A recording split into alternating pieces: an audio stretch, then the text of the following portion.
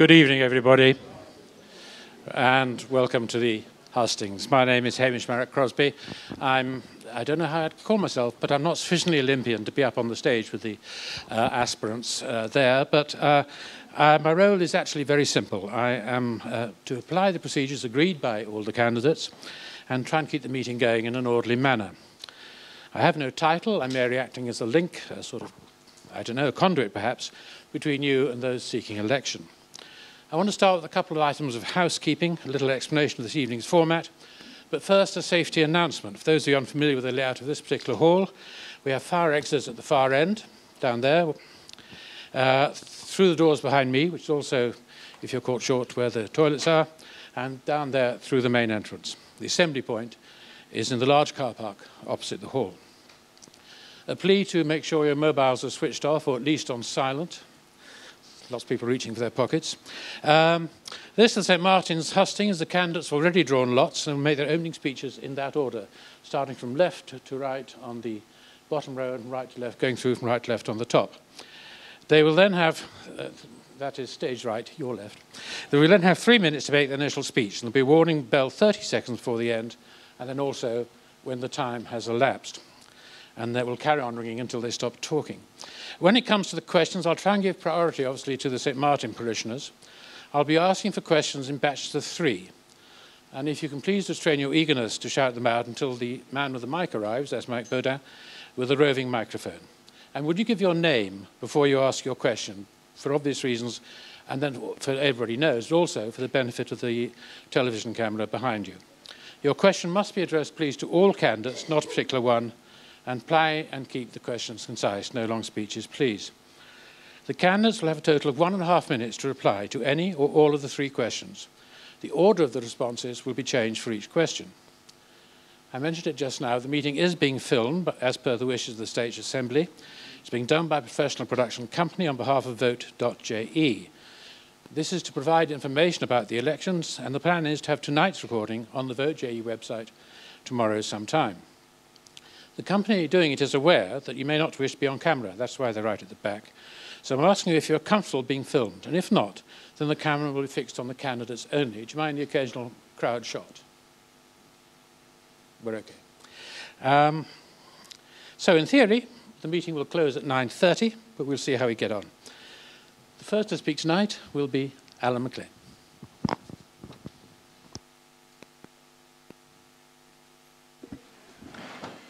Good evening, ladies and gentlemen. I am extremely proud to have had the opportunity to serve my island and our community on important local issues as well as on the international stage. I've worked hard together with colleagues to build Jersey's reputation abroad, developing trade links and securing inward investment to support the economy and jobs. I was first elected deputy in 2005. I was re-elected senator in 2008 and elected Minister for Economic Development during the period covering one of the most severe global financial crises imaginable. To meet the challenges of the last few years, I've overseen the transformation of the Economic Development Department, reducing headcount, delivering efficiencies, and new ways of supporting the economy more effectively. We've achieved a lot. For example, we integrated the harbour and airport, removing duplication and stripping out more than £1 million worth of cost. We completely redesigned the Ailing Lottery, which resulted last year in the largest sum ever being raised for local charities, £680,000, and that was £250,000 more than ever before. I introduced the Foundations Law to boost financial services, modernised crucial intellectual property laws, and introduced a Financial Services Ombudsman for better consumer protection. We set up Digital Jersey and the £5 million Innovation Fund, but there is clearly much more to do. My key priorities are to review and remove unnecessary red tape, regulation and legislation that's a barrier to both job creation and growth. Further invest in the development of the digital sector, including exciting areas like fintech and cryptocurrencies. Develop and implement a creative industry strategy. Develop skills and training programs aligned to industry needs to ensure more locals can secure specialist jobs and therefore reduce immigration pressures. Review options for business incentive and tax breaks to stimulate investment and growth. Review the income support system to ensure fairness and value. develop a disability strategy, accelerate modernisation of the public sector to ensure efficiency and cost-effective services, control the cost of government, for example, put a cap on recruitment to stop the growth in the number of public sector employees. The public sector turns over 8% of its staff each year, so with effective vacancy management, it can and indeed it must be done, and without the need to cut frontline services. I believe we need to reduce and control the use of consultants as another example within states' departments. In conclusion, ladies and gentlemen, we will only return our economy to growth and deal with budget deficits by cutting unnecessary expenditure, not by raising taxes. I believe I have the proven leadership qualities, track record and experience to help build a strong future for our island and our whole community. Thank you.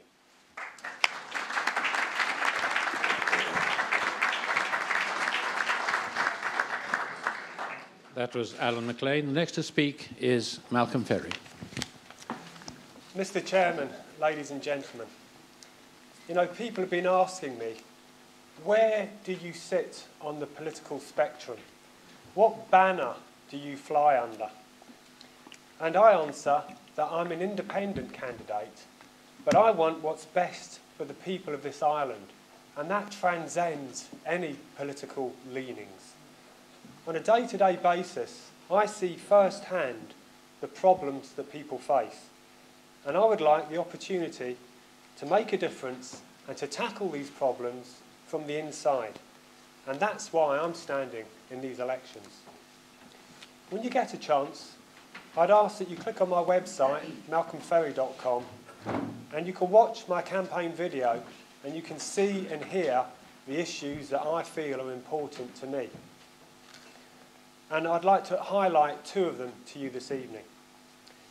When it comes to planning decisions, I would like to see more sympathetic development and redevelopment in line with the existing surroundings. Building out of a recession is a proven way of growing the economy. And of course, many people will quite rightly aspire to the dream of home ownership. But it must no longer be to the detriment of the natural beauty of our island. In relation to government reform, I support the Conrads having a seat in the States, as I think they bring a unique and stabilising quality to the House.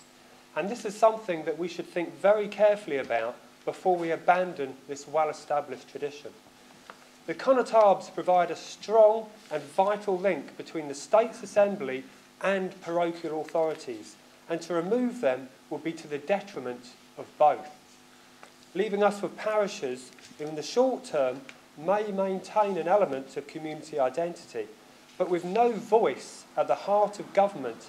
That identity would soon dissolve, taking with it our volunteer tradition of honorary service and community support. So, change doesn't mean throwing out what's good about our island. Change means taking what's best about what we have and improving it and making it fit for the future. A yes vote in the referendum will preserve what we have and help us to define a way forward, helping us to build on solid foundations. If you want to see a new face in the States and some new thinking, now is the time for you to make that happen. When I was out talking to voters over the weekend, one of them said to me, and I like to quote things that people say to me, he said, "Malcolm, you're one of the few people who doesn't talk in buzzwords and acronyms, and I actually understand what you're saying." And that gave me a lot of confidence. Thank you.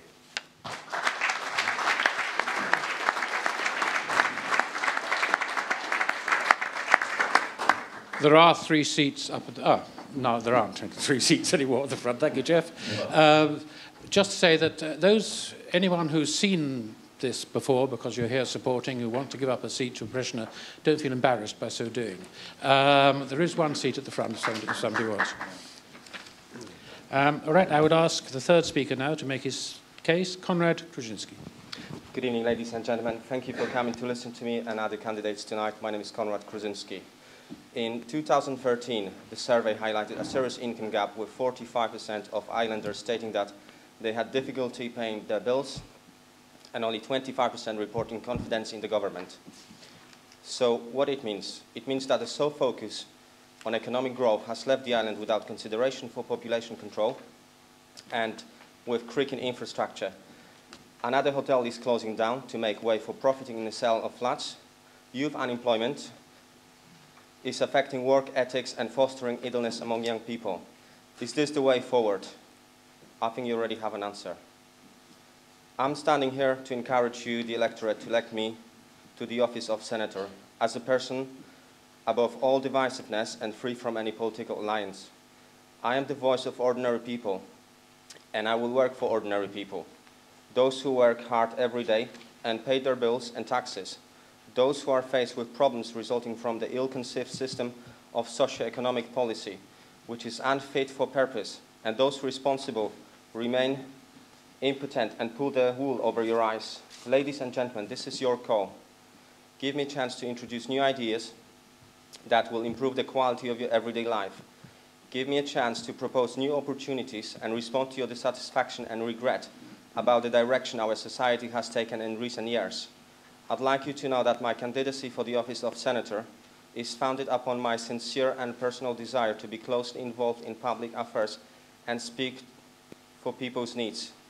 My mission is to effectively resolve problems that affect each of us and tackle challenges to improve our prospect and our standards of living. I believe that fresh people with fresh ideas will understand and tackle the current issues we are facing by an active engagement with ordinary people, not just at election time, but during the whole term. And I assure you now that I will always be available to meet with you and to listen to your concerns on a regular basis. My plan is simple. I want to make Jersey the way you have seen it decades ago. So I will support and incentivize development of small businesses, support and develop young talents, especially those from indigent families, to help them become a sustainable link in our economy, reform the housing legislation, reduce doctor fees, introduce new ways to energy solutions providing clean and sustainable electric power. Ladies and gentlemen, let's put our differences aside and together we'll make Jersey a better place. Once again, thank you very much for listening.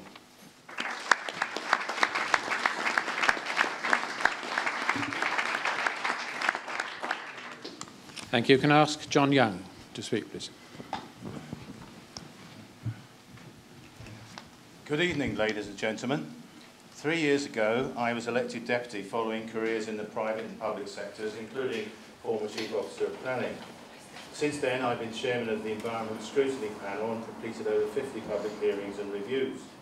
But as a backbencher, I've lodged many private members' propositions and gained states' agreements to important changes to the island plan, amendments to planning law, reduced stamp duty for first-time buyers, survivors' pensions, and many others. Time limits this evening limit me from speaking to only a few of my policies set out in my manifesto and website. The 2015 budget represents a departure from decades of financial prudence. Our government is now spending more than we receive. The continued growth in public spending is no longer sustainable.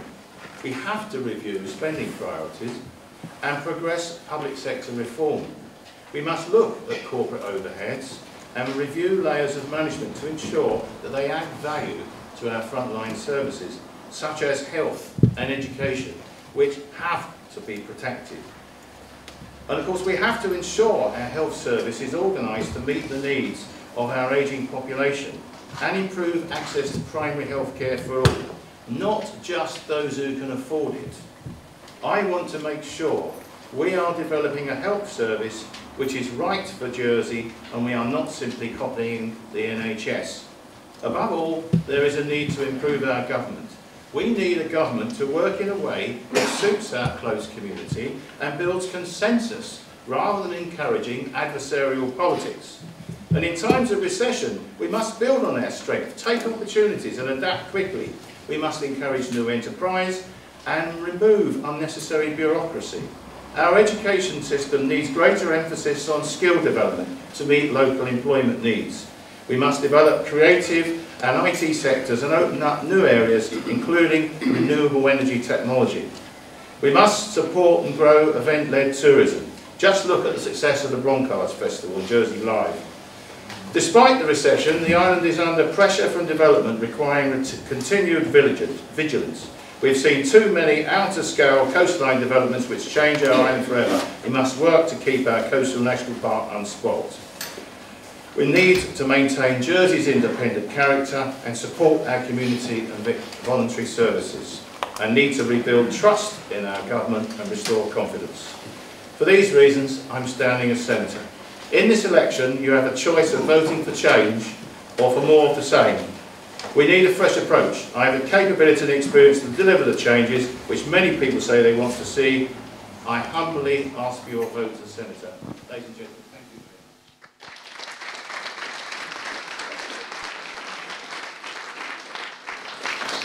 Thank you. Can I ask Sarah Ferguson to speak, please? This is an important election. State spending keeps rising and our income is falling.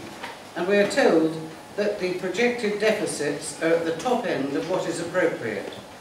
And the problem with deficit financing is that it can grow to become a habit. Ask anyone trying to pay off an overdraft or a payday loan. At the moment we have assets to cover this, but we have fewer people paying tax and no new source of income for the states to balance this. Last year we reduced the marginal rate by 1%. That's reduced states' income by 8 million. Removal of the deemed distribution has lost us another 6 million. Not a lot in the scheme of things, but 8 million here, 6 million there, soon adds up to become a problem. We have been under pressure from outside agencies regarding our internal tax systems. We have been forced to change some systems because of the pressures, and they're not going to go away. We need to re-examine our tax system to put the island back on the principal path charted by Cyril the Marquand back in the 60s. The Corporate Services Scrutiny Panel, of which I'm chairman, has examined the budget in detail. One conclusion is that we do have a deficit, in total of over £100 million, and about £50 million of that is on current account. Some of this is structural, and the only way to deal with deficits is to increase income, which means taxes, and reduce spending, which could mean services, but in my experience, efficiencies cut costs, not services. But that has all been left until after this election. What scrutiny doesn't publicise enough is that over 75% of all our recommendations are accepted by ministers. For example, our report on the budget, all our recommendations have been accepted. Population. We were critical of the waste of time debating a totally unchanged policy. Integrated care records at health, all recommendations accepted. New hospital project, nearly all recommendations accepted, and an undertaking to bring a debate on 2 centres or not back to the states. This is an important election. Your vote is your voice. It matters. Please use it.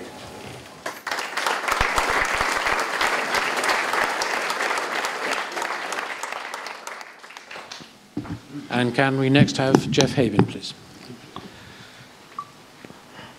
Good evening, ladies and gentlemen.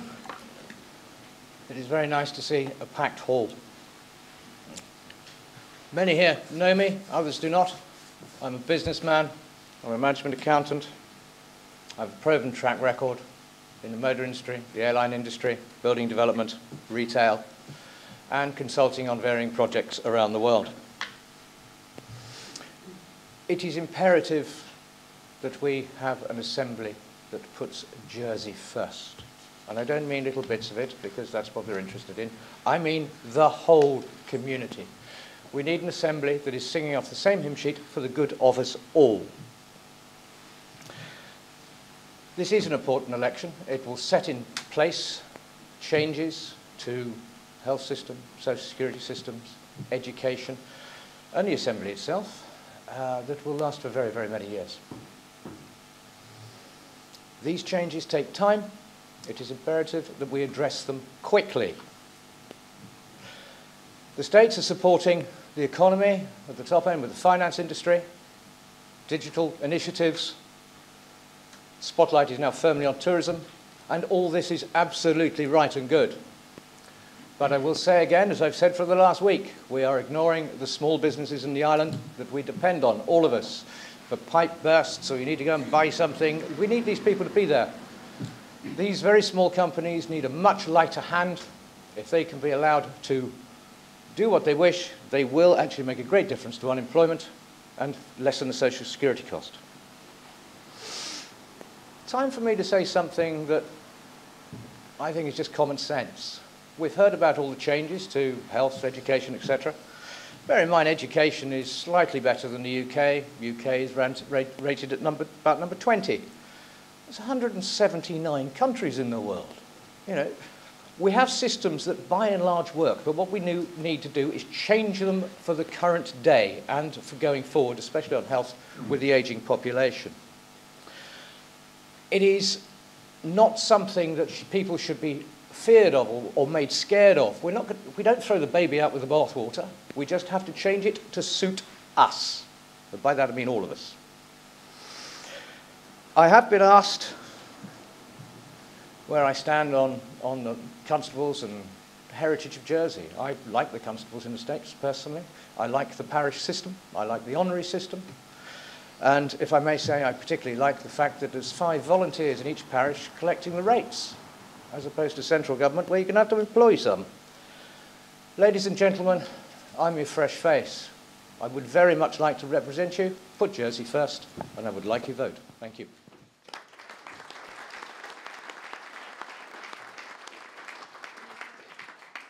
Thank you. And can we have David Richardson, please? Good evening. It's lovely to be back in St Martin's, where I was born. Many years ago, I said I think there should be a university, or think about a university in Jersey, and I was very pleased to see at the Bronchage Festival the opening of JICAS, the Jersey International Centre for Advanced Studies, that's putting a proposal forward. This would raise the educational level right the way through the spectrum of schools and Jersey. It gives the opportunity for local people to go to university, change systems and re-educate. And what's more, finally, it will bring in young people, something that we need. Obviously, this has got to be paid for. I'm an accountant. I work in the banking industry. So I believe Jersey needs to promote itself as a vibrant, robust and forward-thinking finance centre. I believe that in order to do this effectively, I believe that we ought to work with the other Channel Islands as a whole for a centre of excellence. Furthermore, with the looming budget deficit, I think we ought to look for public savings with the other islands too, in tertiary education, law drafting and major capital projects. As an accountant, I believe we ought to balance our books. So the sum of 2 islands would be greater than either of them working separately on the same agendas. I am also standing for conservation of local heritage. In the last few years, we've seen a fall in numbers of visitors to the island.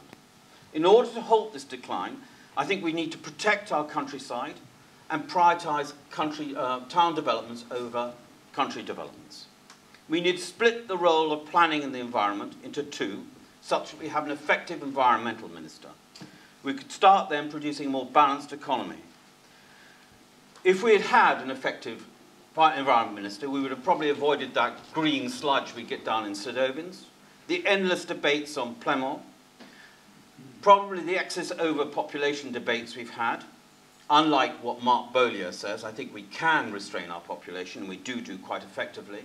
Some traffic jams, and the worst of the housing developments in the countryside. So, if you want to vote for a conservation of the island and a forward-thinking, vibrant and educated island, please, I humbly ask you to vote for David Richardson. Thank you very much.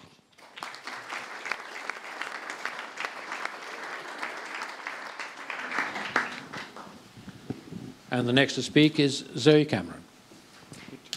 Good evening, ladies and gentlemen. I'm a Jersey-born family doctor with a deep love of this island.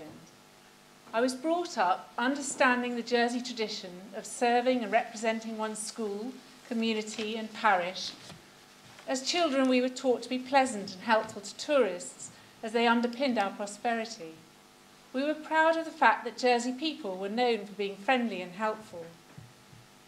We understood that it was a privilege to have been born in such a special place. And when I went on holiday, I longed to get back to our beaches and play in the long grass at home. We also understood as islanders that there may be times when in our isolation, through occupation, snow, fog, ferry strikes, we need to be able to depend on each other. In recent years, the island has become far wealthier. There's an emphasis on maximising economic growth. Individuals are expected to be self-reliant. We have less time for each other. There can be a shame attached to becoming sick, unemployed and old to be in need of benefits or help. We talk of high value and low value individuals as if some people are worth more to our society than others by virtue of their wealth. But is this actually the case? Or have we lost sight of the importance of belonging and contributing to our community, which, along with our beautiful environment, is difficult to measure and can be undervalued? I'm not a career politician, but as a family doctor, I meet in my surgery islanders from all walks of life and backgrounds and listen to the problems of living in modern-day Jersey. Mental illness and self-harm is rising. In my surgery, I can prescribe antidepressants that might lift your mood when life becomes distressing. However, I'm more interested in helping you find a job, enable you to undertake some training, nurture the creative part of yourself. It's small acts of kindness and thoughtfulness that nourish the soul in times of trouble and help us overcome adversity. Despite modern pressures, I believe that parish life and the sense of service to one's community still exist in Jersey, and I've spoken to your constable and know you share these views. You've already raised enough for your village green I hope you succeed in developing the old school into a community centre. The role of those in governments nowadays can't possibly be to know everything about everything and solve all Jersey's problems. I believe those with power should seek to create an environment where ideas can flourish, whether they come from the finance industry, frontline staff, small businesses, or the community, to give real practical help rather than spend money on expensive reports, business case and consultations. If you share these beliefs, then please vote for me, Dr. Zoe Cameron, on the 15th of October. Thank you.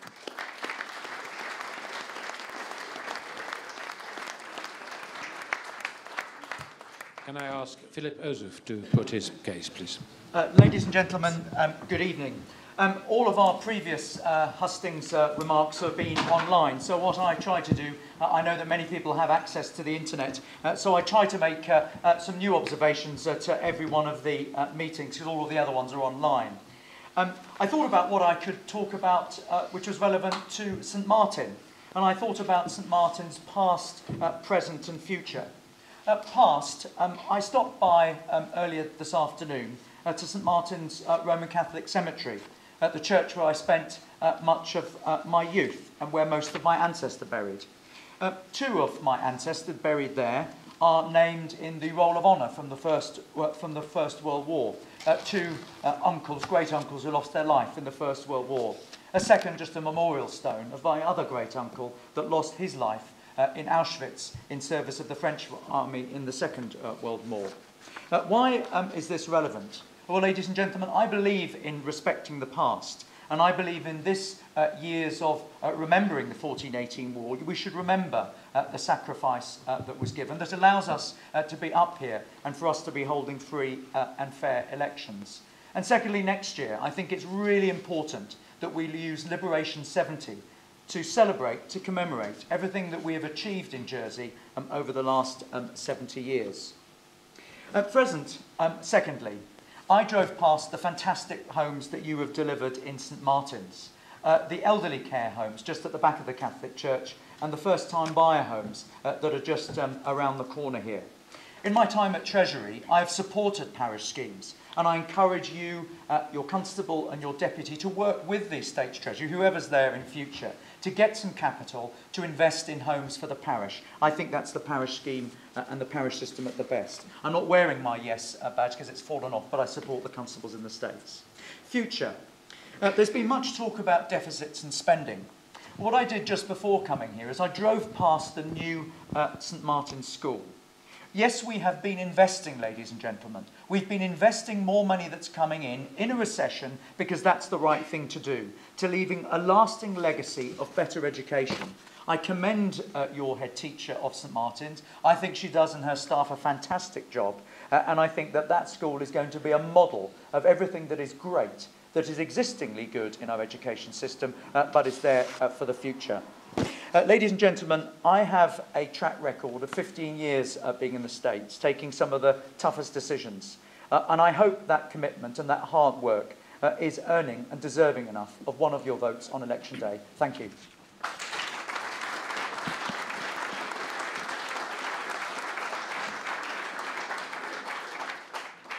Thank you. Can I have Ian Gorst, please? Ladies and gentlemen, good evening. I'm Ian Gorst, and it's been an honour for me to serve as Chief Minister for the last 3 years. And I don't think anyone will doubt in this hall that those 3 years have been extremely challenging for Jersey, because we've not been immune from the effects of the worldwide economic downturn. Now, as head of government, I have always sought to find consensus, to deliver for islanders, facing up to our problems and making difficult decisions. And we all know that those challenges and those challenging circumstances remain. But I believe that if we unite together as one community, we can have a strong future.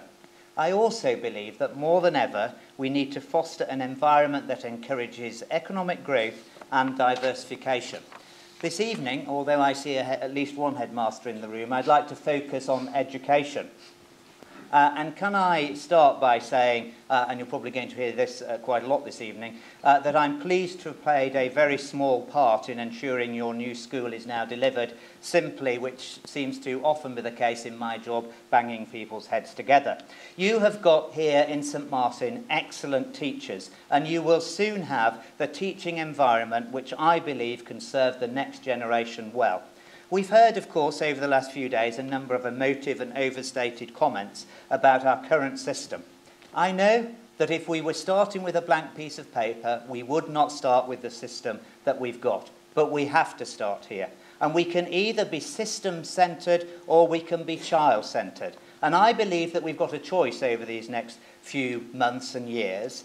We can continue to argue about the system, or, as is my preference, we can focus on standards right across that system, ensuring that each child reaches their full potential, either academically or, importantly as well, vocationally. We can focus our curriculum more on our economy, our culture and our history, helping young people to know what skills will help them find work in Jersey.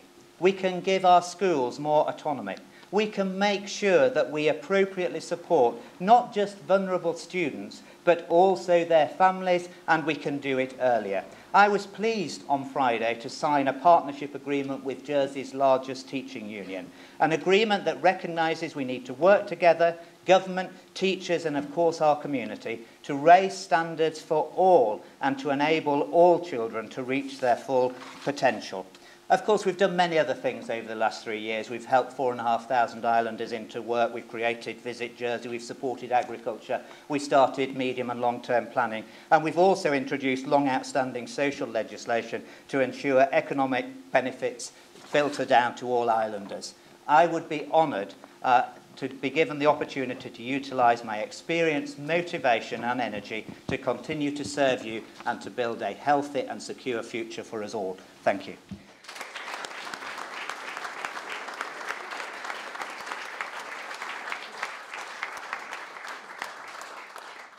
Can I ask Sean Power to talk to us next, please? Good evening, St Martin. It's a privilege to be here tonight, as it has been a privilege to be the Senior Deputy in St Brelad out west for the last 9 years. Now, I have to say that I wasn't born in St Martin. I don't have those great connections that have been mentioned earlier tonight. But I do say that during the battle some years ago for the Emerald campaign, my co-conspirator and co-plotter was Steve Luce. Myself, Steve Luce, and one other battled to save Emerald Lines 11 years ago. It's a battle we lost. However, last year, I was involved in the fight to resuscitate Hewlin Runoff Shipping in a new company called Channel Island Lines, and I'm happy to say that I was able to introduce 2 of the 4 new shareholders to the owner of the ship, and that lift-on, lift-off service is now carrying on as an essential freight service to the Channel Islands. I'm standing for Senator because I'm a little hacked off. I'm a little hacked off for a number of reasons. The main one being that I wrote to the Electoral Commission recommending a composition of 30 senators and 12 constables. That was rejected by the Electoral Commission. I then joined the Option B campaign and diligently campaigned for that change, and that was rejected by the states. And in fact, when I looked back at P64 2013, only 7 deputies out of 29 voted to support what the public wanted. And that has annoyed me. I believe my ability to chair something as difficult as the Planning Applications Panel for the last 3-4 years qualifies me to make a bigger contribution to Jersey life and Jersey decision making. When you can chair a panel composed of such different politicians as Routier and Gerard Baudin and Jeremy Masson, and we come together and make some semblance of a decision which appears to work, then I believe that I have some abilities in terms of leadership and the ability to make decisions. I believe passionately about the island way of life, the island mandate, the parish system.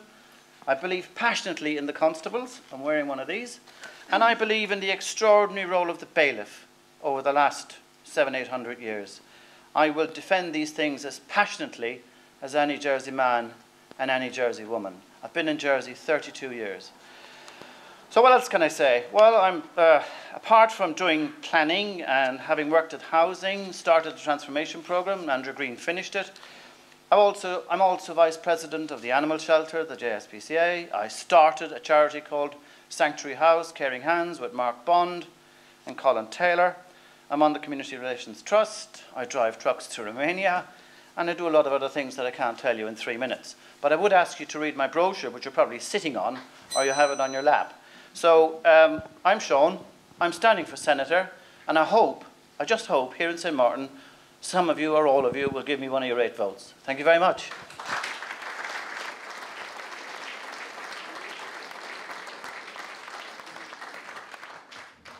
And the next to speak will be Chris Magee. Good evening, ladies and gentlemen. This is the 5th evening of Hustings now, and some of the other candidates have given the same speech verbatim. Mine have all been different and are available online at facebook.com/Chris Magee for Senator. There you'll find me talking about the absolute proven failure of a policy that is cannabis prohibition, but tonight I'll be addressing different issues. It's 2014. People should not be prevented from peacefully interacting with one another or entering into contracts, yet gay marriage still remains unrecognised in the area. In fact, in order to even be a senatorial candidate, we all had to sign a declaration that, amongst other things, we'd not been convicted of sodomy. Explain that. We are told that we live in a democracy, yet the Chief Minister, who's not directly elected by the public, can now gag and even sack those on the Council of Ministers who disagree with him politically on any issue. The bailiff supplants the separation of judiciary and legislature. One religious group is given prominence over other via the Dean's seat in the States Chamber. All but one of the connotables retained their seats unopposed. The result of the last referendum was promptly ignored.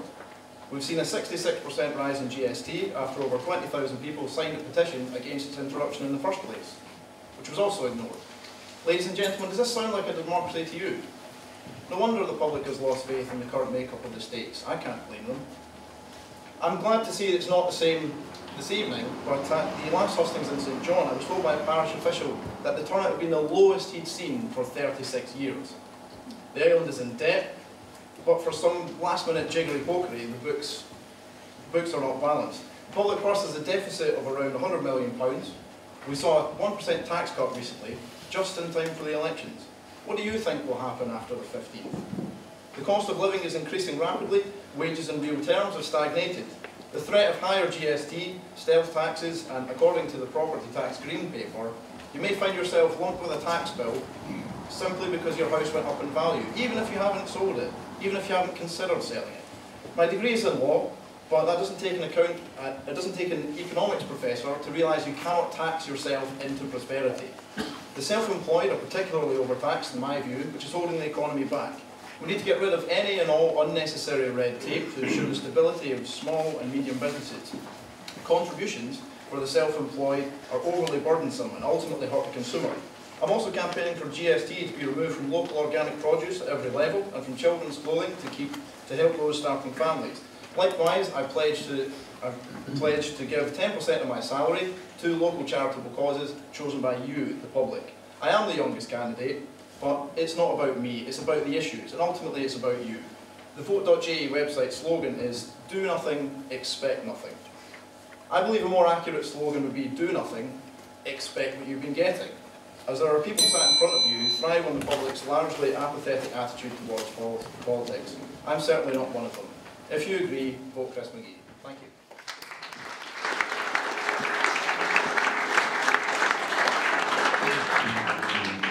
Now Paul Routier. Good evening. Is this mic all right? Sorry. Okay. For many islanders, population is a priority, and however, across the island, you'll find that people have varying views. They either want a closed door or they want unlimited business licenses. It depends on who you're speaking to. The interim population policy approved by the state seeks to balance the demands of the island. The new states will need to incorporate the views of islanders when finalising the new framework, which includes all aspects of island life. That includes the environment, the economy and the community.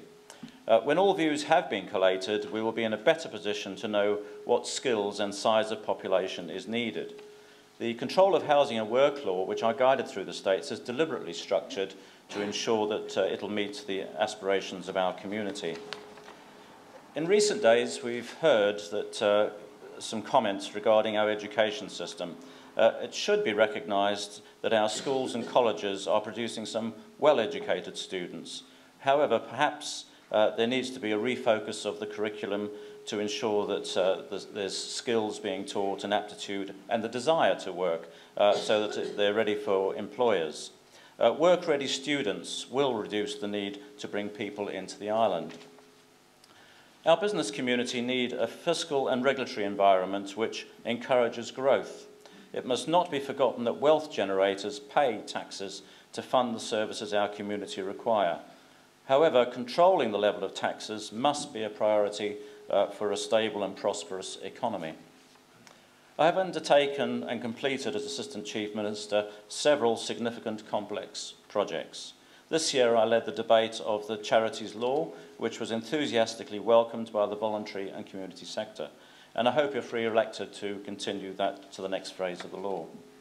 I also want to ensure that the inclusive equality strategy for people with disabilities started by the social policy of the Chief Minister's Department is finalised, to progress the new mental health and capacity law, and to conclude the complex access to justice review, which I'm chairing. All of these pieces of work require careful and thorough reviews of policies and law drafting, and then importantly, implementing the recommendations.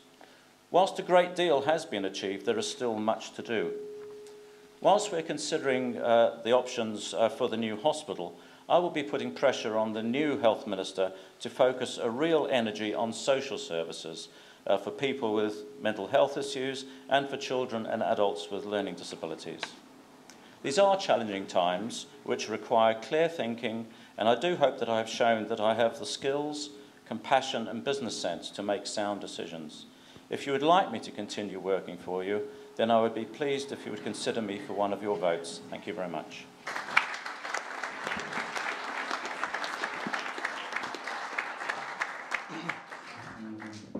Guy de Faye.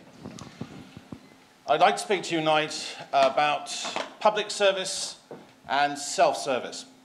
I think we all know what self-service is, but we have a unique brand of self-service up on the platform here tonight, and that includes the number of ministers who have spent the last few years trying to abolish the senators. But here they are again, only too keen to take the opportunity to be re-elected as senators so they can go back into the States and no doubt finish off the job of abolishing senators. Now, if that is not self-service, what is self-serving? Now, on to the public service. Now, when I first sat on the Council of Ministers in 2005, we were confronted with public servants of all descriptions, and I will never forget some of those encounters. One of the first was the Education Department coming in to say, we know you finished the budget, but we're terribly sorry about this. We forgot to add in the money for the further education grants. Yes, all the people going off to be students. Oh, well, how much money do you need? Well, it's a bit of a problem, that, because we didn't just forget it this year, we forgot it the year before. Yes, this is some of the problems you have at senior management in our public services. Another classic was when the Health Department came to us and said, we'd like £12 million, please. We know it's not budgeted for, but it's absolutely vital we upgrade all our computers. This may ring a bell with you, but I can tell you this. Part of the entertainment was having a senior consultant surgeon show us a photograph of his old car, which, by the way, represented all the old computers in the hospital, and a photograph of his new car. And this is the way we want to go. Lots of new computers. Now, okay, we're not the brightest guys in the Council of Ministers, but I think primary school children would have worked this out. And what do I hear? Only a couple of months ago, the whole thing has been a disaster, and the Health have come back and said, can we have another £12 million to finish off the computer wreckage that we didn't get sorted out before? I want to know what is going on. Where is the accountability? Why do we now have over 7,000 public servants, most of which who are doing a great job, but some of it, clearly, they are not. Now, there's going to have to be cutbacks. I don't want to see the public take more hits in tax. That's gone far enough. We're going to have to trim government. But if we're going to have to do that with pay freezes or natural wastage, can we start with the pay freezes at the top end with the people on £160,000 and then work it slowly down so the poor guys at the bottom actually get a break? The same as the break I'd like to give middle-earning and lower-earning Jersey, because we've all been through this recession and it's been a bad time, and cutting and easing back on taxes is the only way we can do our version of quantitative easing. Now, another thing we discovered recently, all our utilities.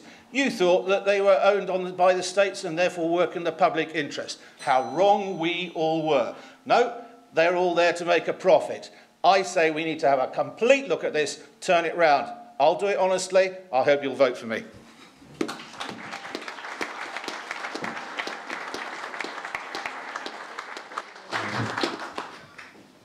Anne Southam. Good evening. I've been dealing with different issues at each Hustings, but tonight I felt I should return to the subject of education because of recent media reports. Firstly, I must tackle the comment made by Mark Bailhache at the IOD dinner that Jersey education was an embarrassment. This can only have been designed to appeal to his audience and justify levels of immigration that would make Jersey look like Hong Kong. Jersey exam results consistently outstrip those of the UK.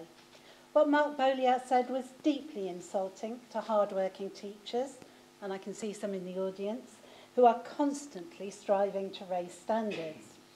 However, our education system could be better. The outgoing minister rightly pointed out that we have a divisive system and more funding is required in the 11 to 16 schools. We need more specialists to provide support for the minority of pupils with challenging behaviour to stop them disrupting the education of others. We can learn from UK initiatives. We also need to tackle our social problems. Mark Bailhache talked about Jersey being a wealthy island, but many live in poverty. Research has shown that educational standards are higher in more equal societies, and we should look for our model not to Singapore, as Senator Maclean has suggested. Do we want only a 94% literacy rate and a highly competitive system where most children also have private tuition after a day's schooling and many commit suicide? No, we should be looking to Finland, the best system in the world, where there is a 100% literacy rate. Teachers are highly respected and trusted to do their jobs without being inspected. There are small classes and a number of highly trained special needs teachers who give targeted help to each child for their first 9 years of schooling, so no child falls behind. No child goes to school hungry, unlike in our wealthy island, because of grants paid to carers till the child is 17. That's what a successful education system looks like. Meanwhile, our Chief Minister has boasted of having signed a partnership agreement with teachers, but this deal was made in secret with the leaders of only one union, excluding 50% of the island's teachers, including the heads, who are rightly angry. The Minister's not even clear on whether teachers have retained the right to collective bargaining. Can education be left in the hands of those who really have little understanding of how to conduct industrial relations or the strategies that lead to the raising of standards? I have many years' experience of improving our children's achievement and conducting negotiations to defend teachers. Please give me one of your votes.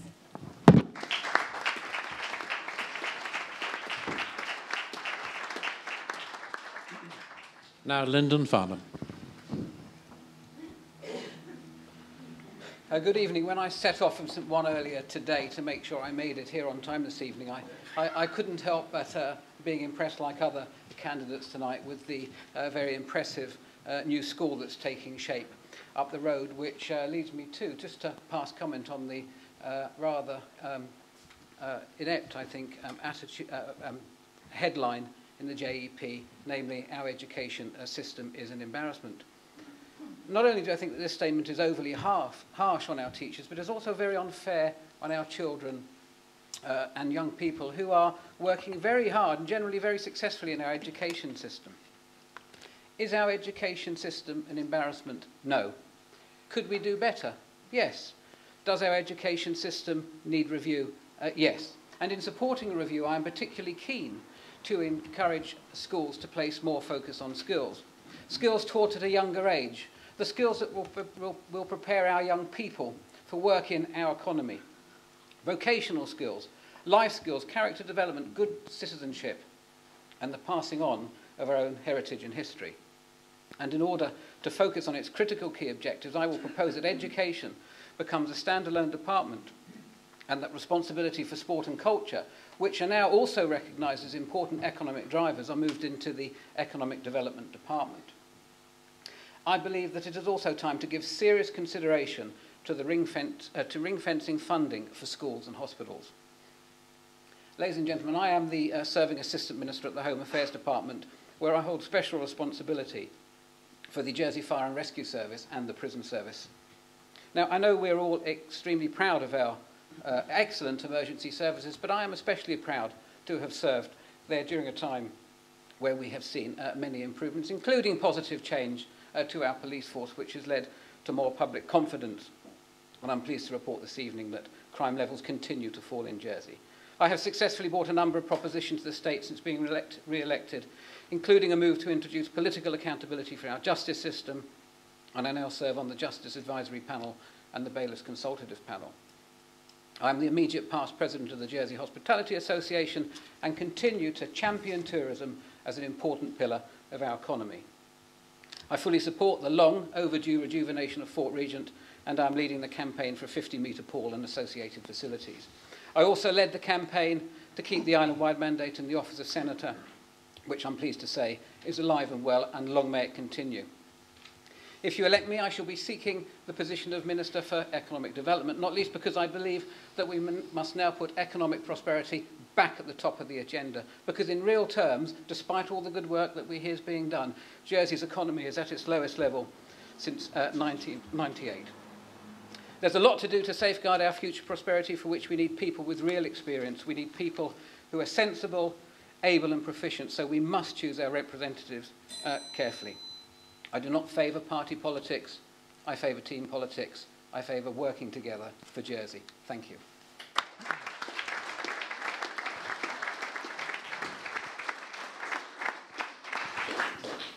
Philip Bailhache. Having received a rather unwelcome envelope in the post last week, I thought that I would talk this evening about taxation. No one likes paying tax, but the island obviously needs money to pay for essential public services, and recent forecasts indicate that shortfalls not anticipated a year ago are there. Tax is, however, still an imposition, and there is no justification for it unless it meets that requirement of essentiality. Personal income tax should remain at 20%. That is a reasonable rate and is a long-standing symbol of our fiscal stability. So far as wealthy immigrants are concerned, I think that they too should pay 20%. Maybe, if there is evidence that none would come to Jersey on that basis, we may have to be pragmatic because, apart from tax, many make important contributions to the island's well-being. But in principle, all Jersey residents should be bound by the same rules. Many people are still feeling the pinch of 20 means 20, and the Treasury Minister was quite right to put more money into the hands of less well-off taxpayers by reducing the marginal rate. The taxation of companies is a difficult area. The so-called 0-10 policy was introduced to ensure that the financial services industry remained in Jersey.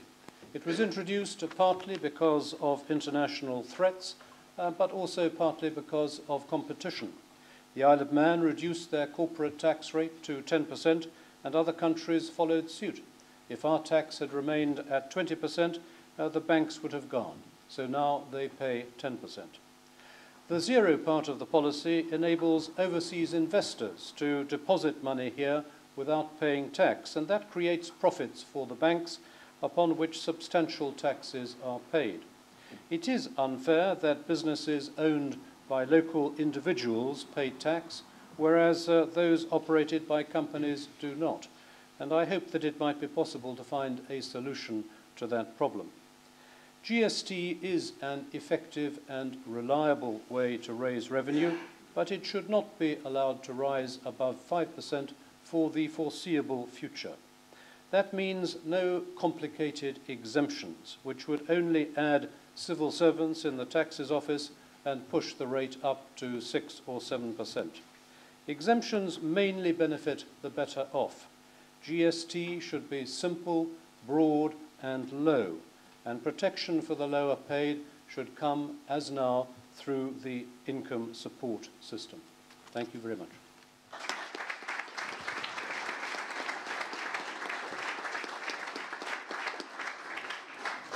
And the final speaker in this stage, Andrew Green.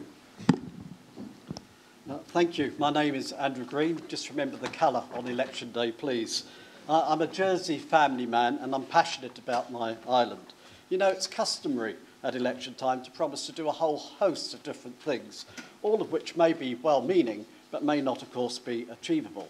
I'm only going to promise to continue to work hard in the best interests of our island. I have proudly represented St Helier as a deputy for 2 terms. I believe I have delivered both as a minister and as a backbencher. Last Saturday, I was privileged in my role as chairman of the Jersey Scout Association to have spent the afternoon here in St Martin's. I've been involved with scouting since I was 8. I had cup of tea with scouts and senior members of the parish. I think that afternoon I saw St Martin's at its best.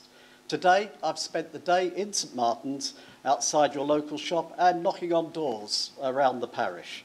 I have discussed with parishioners a number of issues, both local to St Martin's and island-wide, and it is very clear to me from the conversations I've had that the parish system is very much alive and kicking in St Martin's. Some mentioned the good work of the parish officials in relation to the village green. Others were excited about the development of the new school. And there was clearly much speculation about what the old building may be used for when returned to the parish. And on an island-wide basis, people talked about the hospital, population, and housing for our young families. I have had a vast experience in managing and leading change. I led the housing transformation programme that transformed housing and transformed lives. My plan was described by independent experts as honest and courageous. I have worked with your constable and deputy to assist in the planning of your affordable homes and supported the rezoning and will continue to assist in any way that I can. If elected, I would like to be the next health minister. I'd like to use my experience in directing change and 40 years senior management experience in the health service, both here and in the UK. Not that I want to follow the UK. Time doesn't allow me to explore the subject fully, but if I became health minister, the first thing I'd do is review the proposed two-site hospital and report back within 100 days. Now, moving on to the economy. If we are to support those who are genuinely in need of our support, we must have a healthy and vibrant economy. Wealth has to be created before it can be redistributed. We therefore seek new opportunities for wealth generation and for economy, such as IT. We must also support our current industries of finance, tourism, agriculture. But stable government is an essential part to this, and that's one of the reasons why I'm seeking an island mandate. The other is essential availability of appropriate skills. And I say this not because of the Evening Post headlines, but because it was in my manifesto before we even started the election trail. We need to produce youngsters with the skills that the island need. In conclusion, if you want a new senator who has experience, courage, vision, thinks independently but works collectively with a track record of getting things done, please give me one of your votes. Go Green 14. Thank you.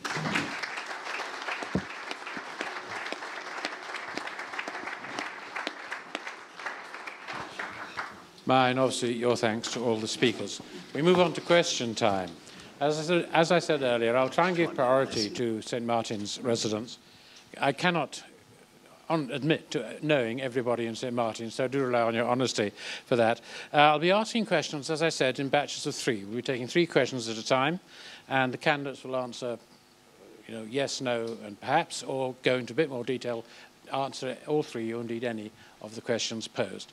Now, Mike Burton will be wandering around with the mic, so would you like to put your hands up, and I'll direct them towards you.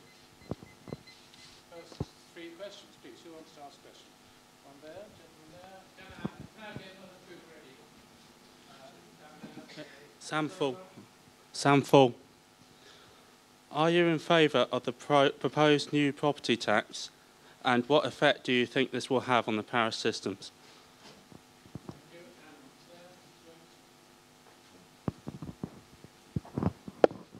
Robert Jones. I'd like to ask the panel if they believe we have a tourism strategy. If so, what is their understanding of it? If the answer is no, they don't know, what would they include in it?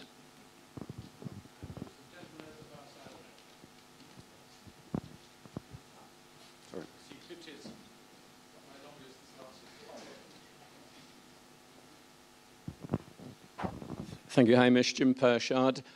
Briefly, we know that the public sector was, the number of employees in the public sector increased by 180 in 2013.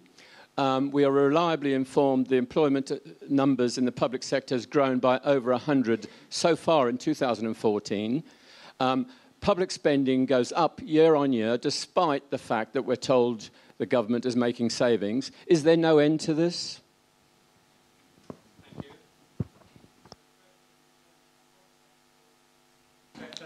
Chairman, just a brief word, if I may crave the indulgence of the hall, and in order not to show disrespect to the questioner, I'm about to leave the room. This is not indignant, but I merely seek a comfort break.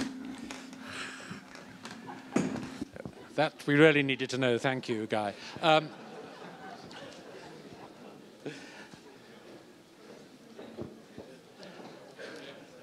Alan Maclean, can we start with you? Thank you very much. It's always good to go first.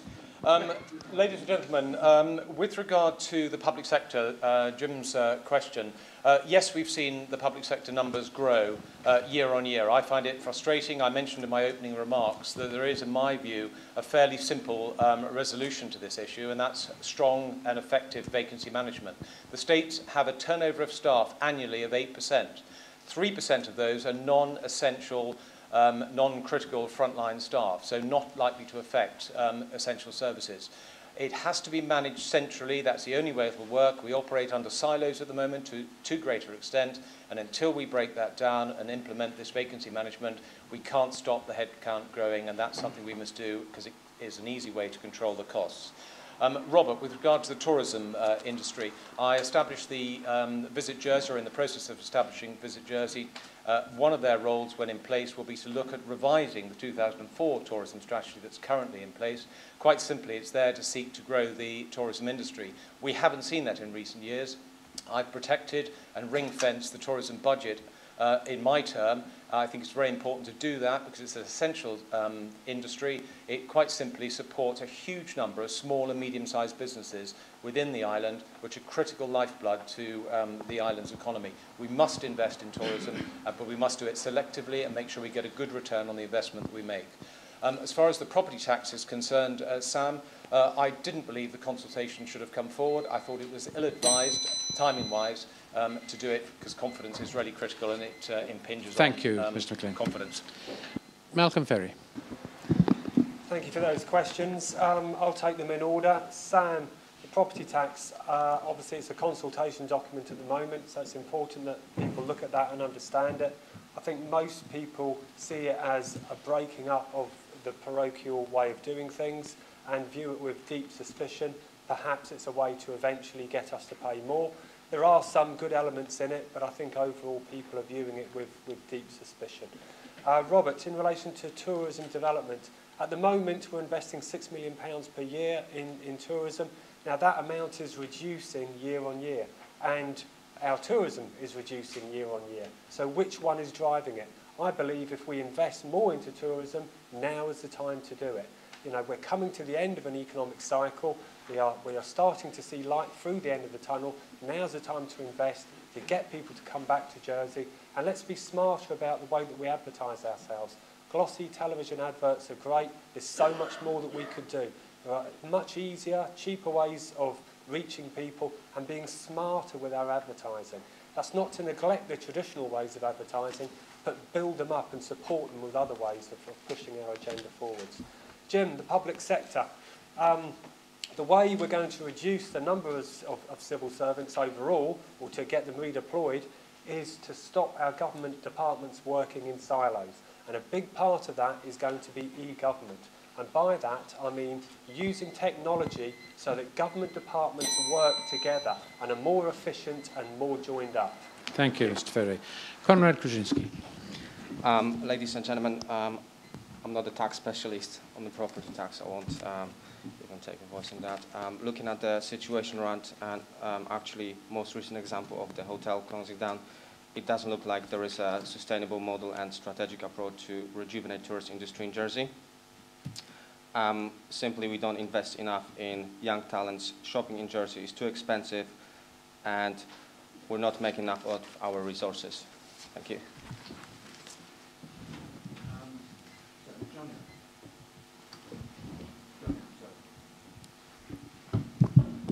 Thank you.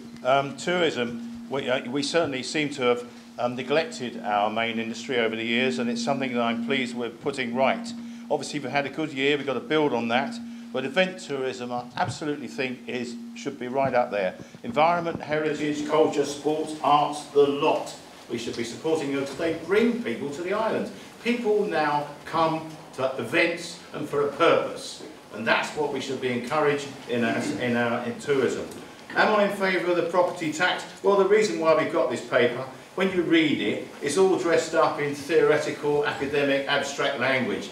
But why have we got it? It's to get more money from us, and that really concerns me. Yes, it will change the parish system. At the moment, the parish rate is set by local parishes, by the people. Centralised system will set it centrally.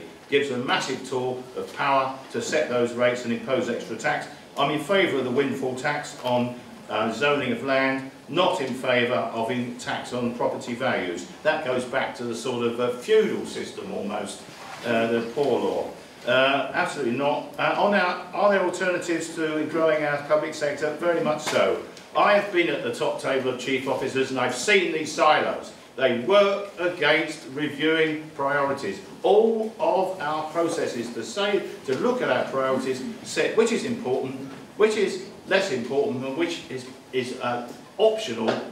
We need to look at that, and I think we must protect frontline services about overheads and administration, all those layers of extras that add no value. Thank you, Richard. Sarah Ferguson. Thank you.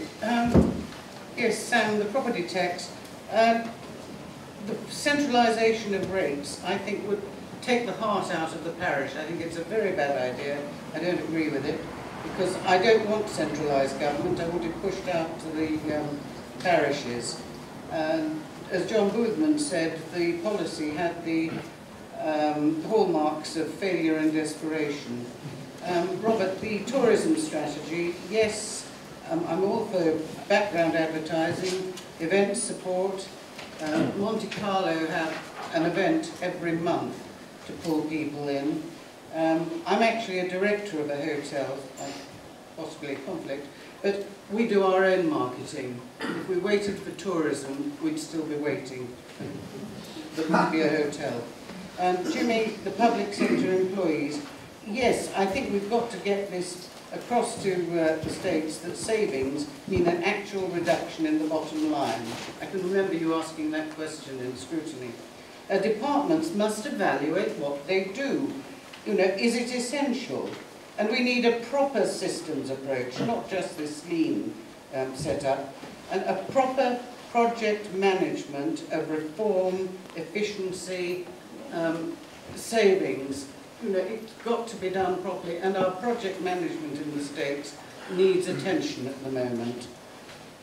We need to measure the outcomes of our savings programs as well. We can't just say we've saved money. We've got to have it down in black and white. Geoff Habin. Sam, property tax, marvellous document, upset everybody without exception. Your real thrust on it was the parish. I think I said in my original 3 minutes, I'm quite a traditionalist really, and I do like the parish system. The thought of the parish having to go cap in hand to central government because they have then had to work out a budget and have to go and get the money, I don't think would please any connétable, and I don't think it would please very many people in this room. And so yes, I think it would be very much working against the parish system. Robert, tourism. We hear about the fact that investment has fallen and needs to go up. We hear about event-led tourism, which we are starting to see more of, and obviously Visit Jersey has now got very much a spotlight on it. As an outsider to your particular industry, does it seem to me that you have a cohesive strategy? Not really, to be honest. I think there's an awful lot of talking and sorting out that needs to be done yet. Jim, public sector, it's going to take 5 years at least. Natural wastage is going to get rid of people, but you've got to build in the IT systems to get rid of the middle layer so that we don't affect front line. David Richardson. Firstly, to answer the question on property tax, I don't think there's a public appetite for a new tax. I have been trying to read this tax. It's 3 o'clock this morning I've been trying to read it. You're going to find in 2 doors down, you're going to find a tremendous barrage to why it's coming in, so listen to them carefully. I've done tax, and it's not as simple as it seems, and often new taxes are not necessarily good taxes. My gut feeling is we should keep it simple as it has been in the past, but then listen 2 doors down. Tourism. Tourism was always a stalwart of Jersey. We are going to have to rethink it, and rethink it we will. There's a lot of exciting ideas coming up, but I hope they're going to be coherent. Fort Regent needs to be done up, without shut up. There's possibly a new swimming pool. There needs to be new access to Fort Regent, and that will be possibly an area that we could expand on. Well done, Jersey Pottery, for its help it's done in employing local people and raising the level of food. This is obviously a great thing to come to Jersey for, and we have this amazing event-led tourism, which I think, I agree with many others, is greatly in our favour. I think sports should be promoted with tourism, like marathons, rowing, all the things we do well in Jersey, because that keeps us going. And finally, to answer the last question, make it very finely, sector. please. Okay, sorry, I've finished my time. Thank you, everybody. Zoe Cameron. Tourism. Because of my background in health, I've got quite a fear of restructuring. And so I'm a little bit concerned as to how much of a distraction that will be. We've only just recently moved the tourist office, and to move it again, I don't know how helpful that is. Obviously, things need to improve, but I think that could be done with much better consultation at all levels throughout the sort of industry and show some guidance there. With regards to the public sector, for the last 2 to 3 years, I've been one of the directors of the Jersey primary care body involved in trying to plan how the health service will plan for the future and the increasing elderly population. I've been quite concerned about the inefficiency of that process and how many layers of staff and administration involved, and I feel there could be some efficiencies there. One example is, in the past, I used to be able to, if a patient with cancer was dying at home, I could just ring up family nursing and hospice and get extra care the next day. Now there's a whole process, and recently this year, 20 different professionals came to assess that patient, and they still couldn't find someone to care. So I think we could do a lot better, and that's where I'd focus my efforts before I think of increasing tax. I think we could be a lot more efficient and effective. Thank you. Philip Ursula. Mr. Fall, thank you for the opportunity of setting the record straight about this property tax. I have to say that I simply do not understand how the assumption has been reached that there is that there is effectively a new tax. You ask whether or not I agree with a new tax. The answer is no, because the document doesn't say that there's going to be one. What it does is it sets out a number of all of the existing taxes, and there's lots of property taxes. Stamp duty, income tax, on rents, there's mortgage interest tax relief, there's rates, and yes, some of them are island-wide. That was the deal for the states taking over responsibility for income support. And we want to make them work better. We want them to promote home ownership. And that's what this consultation's about. Frankly, it has been misreported and misjudged by most people. And I don't like fear politics. This is about making the tax system better for you and others. Tourism, I wrote an article this morning and published it about tourism. Kevin Keen's in there. There's no strategy. Well done to the Jersey Pottery. You're part of the visitor economy. I support the visitor economy, and I look forward to Kevin Keen's conclusion. It'll get 100% of my support. On spending, Jim, look, let's be honest. Spending's gone up because most politicians don't admit we've got to spend more on the ageing society because people are living longer. And we've been spending in the downturn, getting people back to work, investing in infrastructure like up at St Martin's School. The fear that has been put around this budget is nothing short of a disconnect with the reality. We're in a strong shape, we've made savings, and yes, we've got challenges ahead, but we're in a better position than virtually anywhere else in the world. Ian Gorst.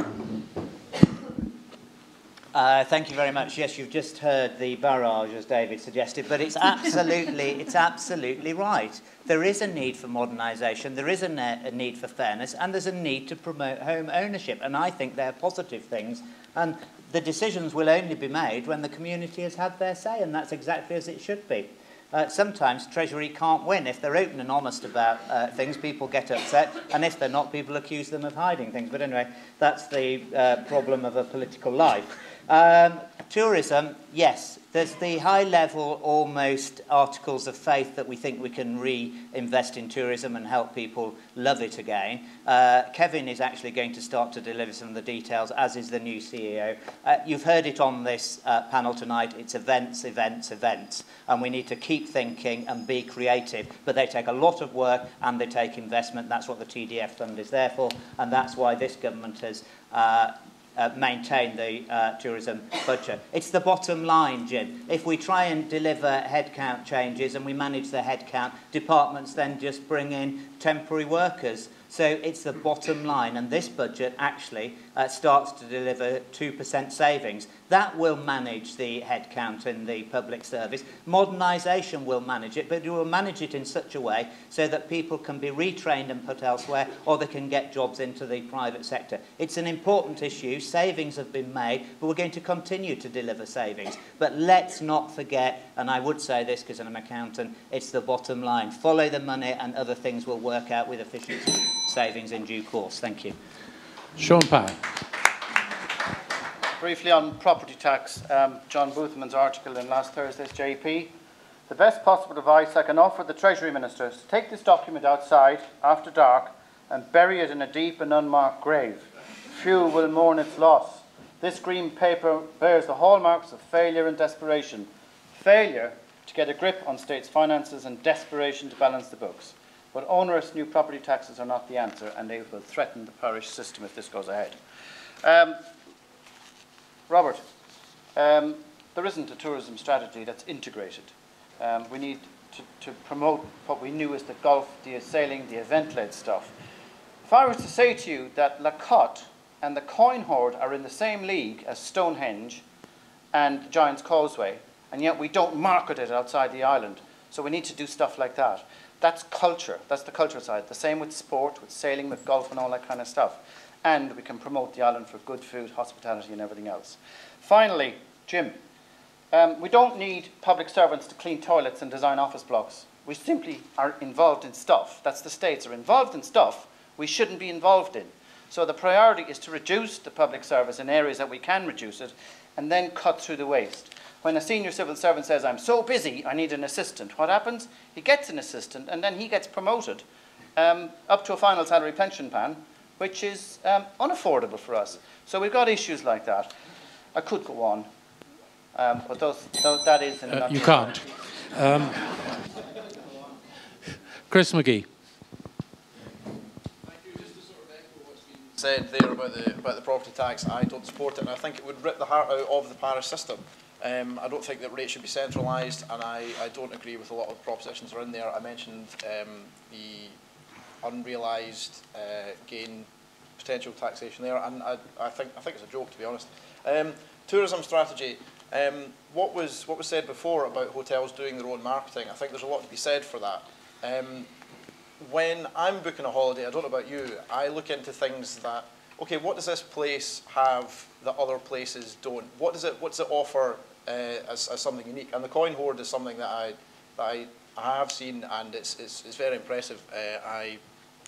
I think that we should be doing more to promote things like that. I think that event-led tourism is going to play more of a role in the tourism strategy in the future. I think we've had a lot of success with Blackout, with Jersey Live, with Broncage, with all the things that we mentioned, and that's going to be more important because it's about what Jersey has to offer that you can't get anywhere else. It's just as easy to jump on the plane from the UK to, say, the south of Spain as it is to here. So we need to, Jersey has its own unique culture, its unique heritage and unique things to offer. I think we should be pushing that more. With regards to the no end to public spending, as it stands, there is no end to public spending. There are 7,000 staff, and they're all paid for by everyone else on the island. Senator Maclean talked about non-essential staff, and I have to ask, well, if they're non-essential, why do we employ them in the first place? It's, you know, it makes no sense. There is a lot to be. A very quick reaction, thank you. Paul Routier. Thank you. I'm going to link two of the questions, the first and the third, because raising taxes to pay for services is what it's all about as far as we're concerned. The property tax consultation paper is literally that. I've looked at it, and I think I would encourage everybody to read it if they want to read them and to respond to the consultation. But it is a duty of government to actually to look at ways of raising taxes, but I can imagine there's not going to be many found favour within that document. But certainly with regard to the increase in public services, we have to recognise that our population is getting older, and we are sort of going to be requiring people working in the care section and also in education as well. But what I would like to sort of think about, we should think about more often, is the voluntary community sector. There are places like, or organisations like hospice care, family nursing and home care.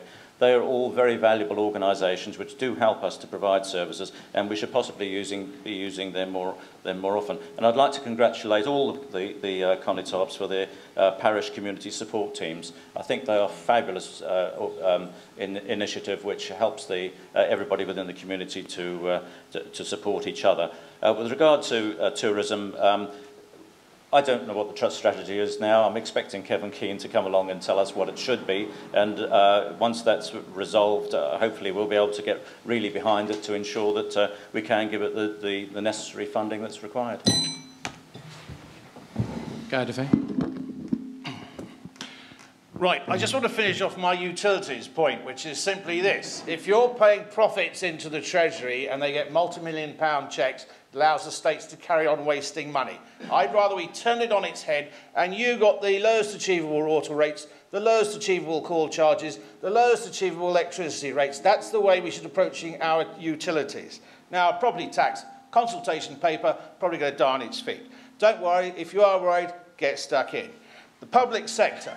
It's got to be trimmed, it's got to be trimmed effectively, but it's got to be trimmed fairly. Now, tourism. Does anybody know what's going on here? I think the strategies, if there is one, are going in the wrong direction. No, it's not events, events, events. It's why is Le Couperin Hotel now a private residence? That's the sort of thing we should be thinking about. Why has the States not got a serious property portfolio of critical tourism locations? That's a hotel, you go out the back door, you walk straight on the beach.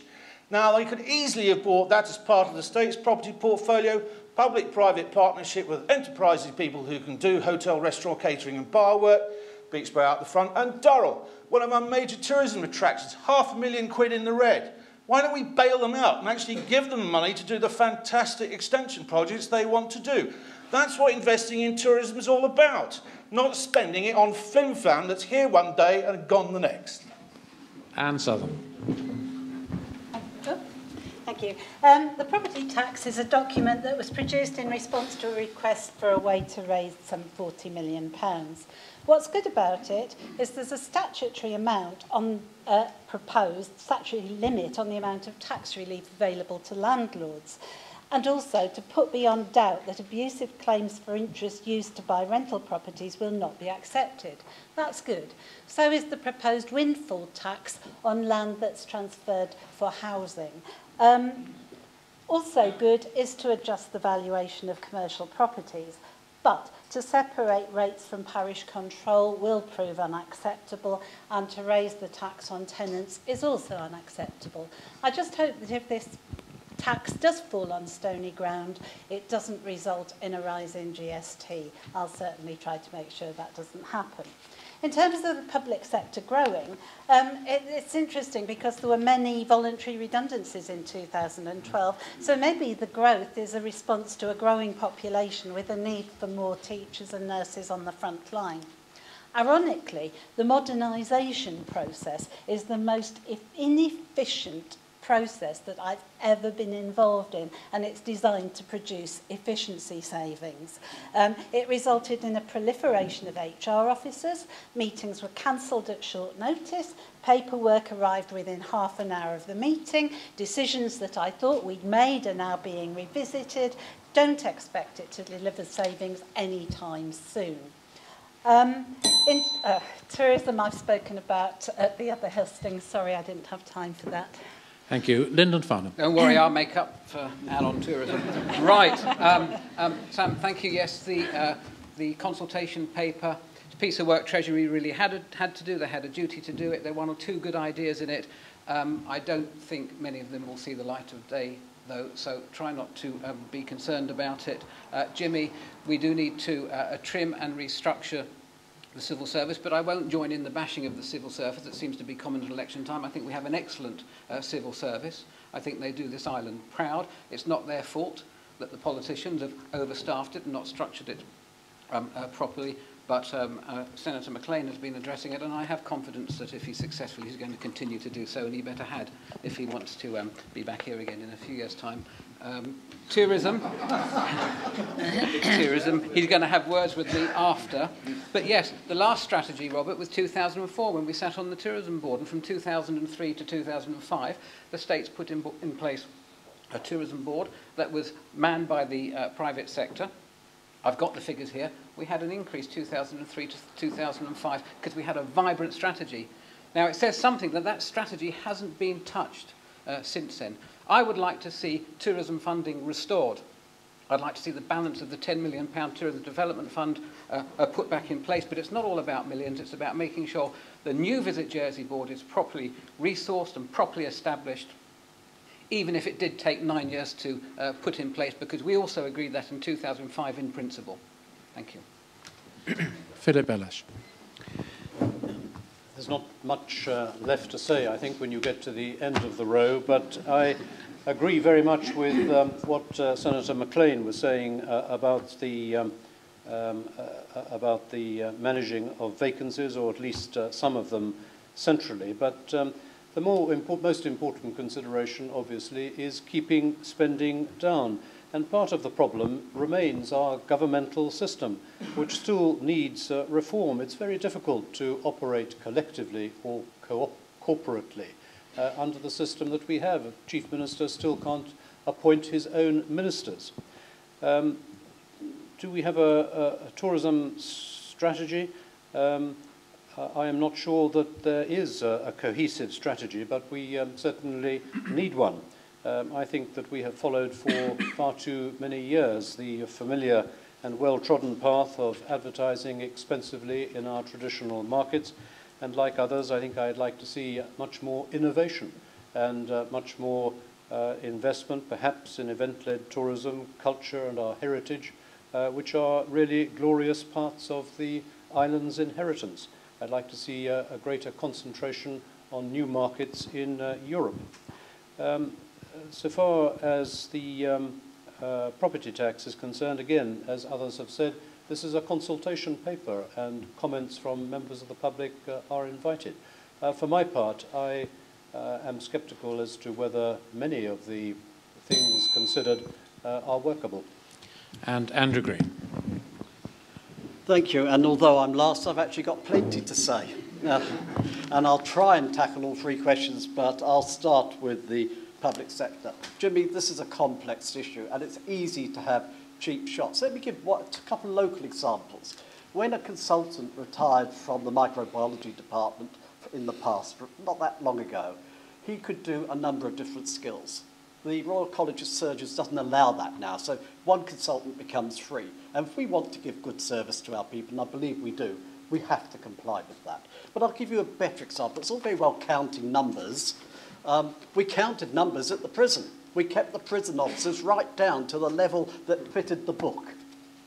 Massive amounts of overtime, huge amounts of stress, double the cost it should have been, and the new prison governor put his foot down, got the right level of staff, it's costing less and lot better service. That's what we need to look at, the cost, the true cost in providing a service. That's just two examples. I could go on. We do need a root and branch review, but we need it to be honest. We don't need more controllers, we need more nurses, we need more teachers, we need more people at the coalface. They're the ones that go every single time we have a reorganisation. I speak from experience in the public sector of the UK. Right, tourism, we don't have a strategy, and we need to have one. I told John Henwood at St John's, if he produces me a decent business plan with a cost analysis, I'll support it, but I'm not just going to chuck, as he was suggesting, £6 million at tourism. Tourism's really important. We need to fall back in love with it. It supports so many of our other industries. Thank you, Andrew. Thank you to all. And I need 3 more questions. Your hands up, somebody? I never looked at my time at all. Gentleman there.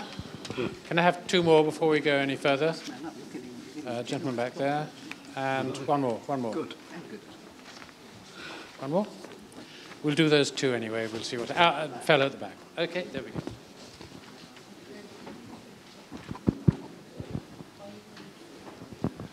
Peter Stirrup.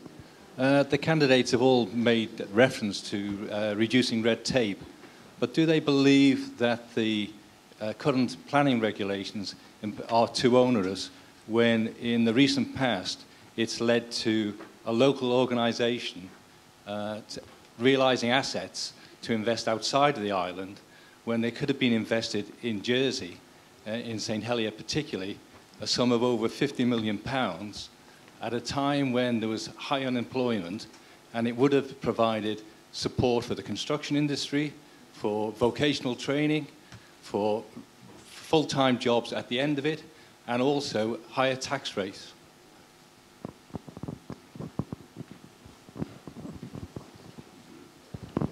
Yes, my name is Bill White. 3 points to my question. Jersey Gigabyte, okay, that's providing supposedly a gigabyte service. If you look at Jersey Telecom, they offer a gigabyte in one direction, 1/10 in the other direction. You can't operate this way. Simple thing. Have you ever tried to do a conference call? I'm sorry, but we can't hear. We can't hear.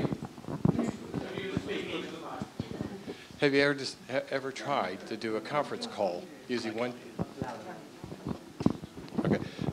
Have you ever tried to do a conference call where you got 1/10 of the speed in one direction and a gigabyte up in the other direction? You can't.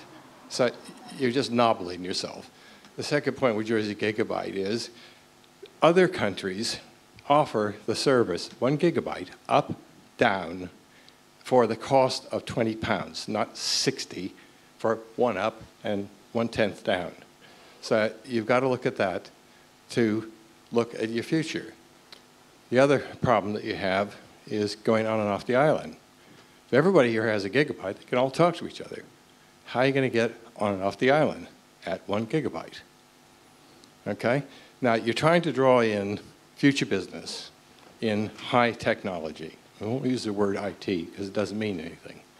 You've got between 6 and 8 coders on the island.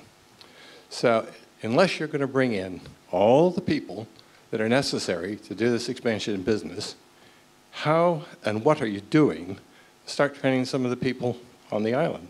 Children, schools.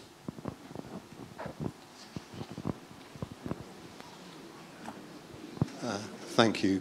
Keith Pershard from St. Peter. Keith Pershard from St. Peter. Given there was only a 13% of the electorate that voted for option B, how could that be regarded as a mandate? And what is the next step in changing the constitution of the states, and are we going to get an opportunity to retain the senators?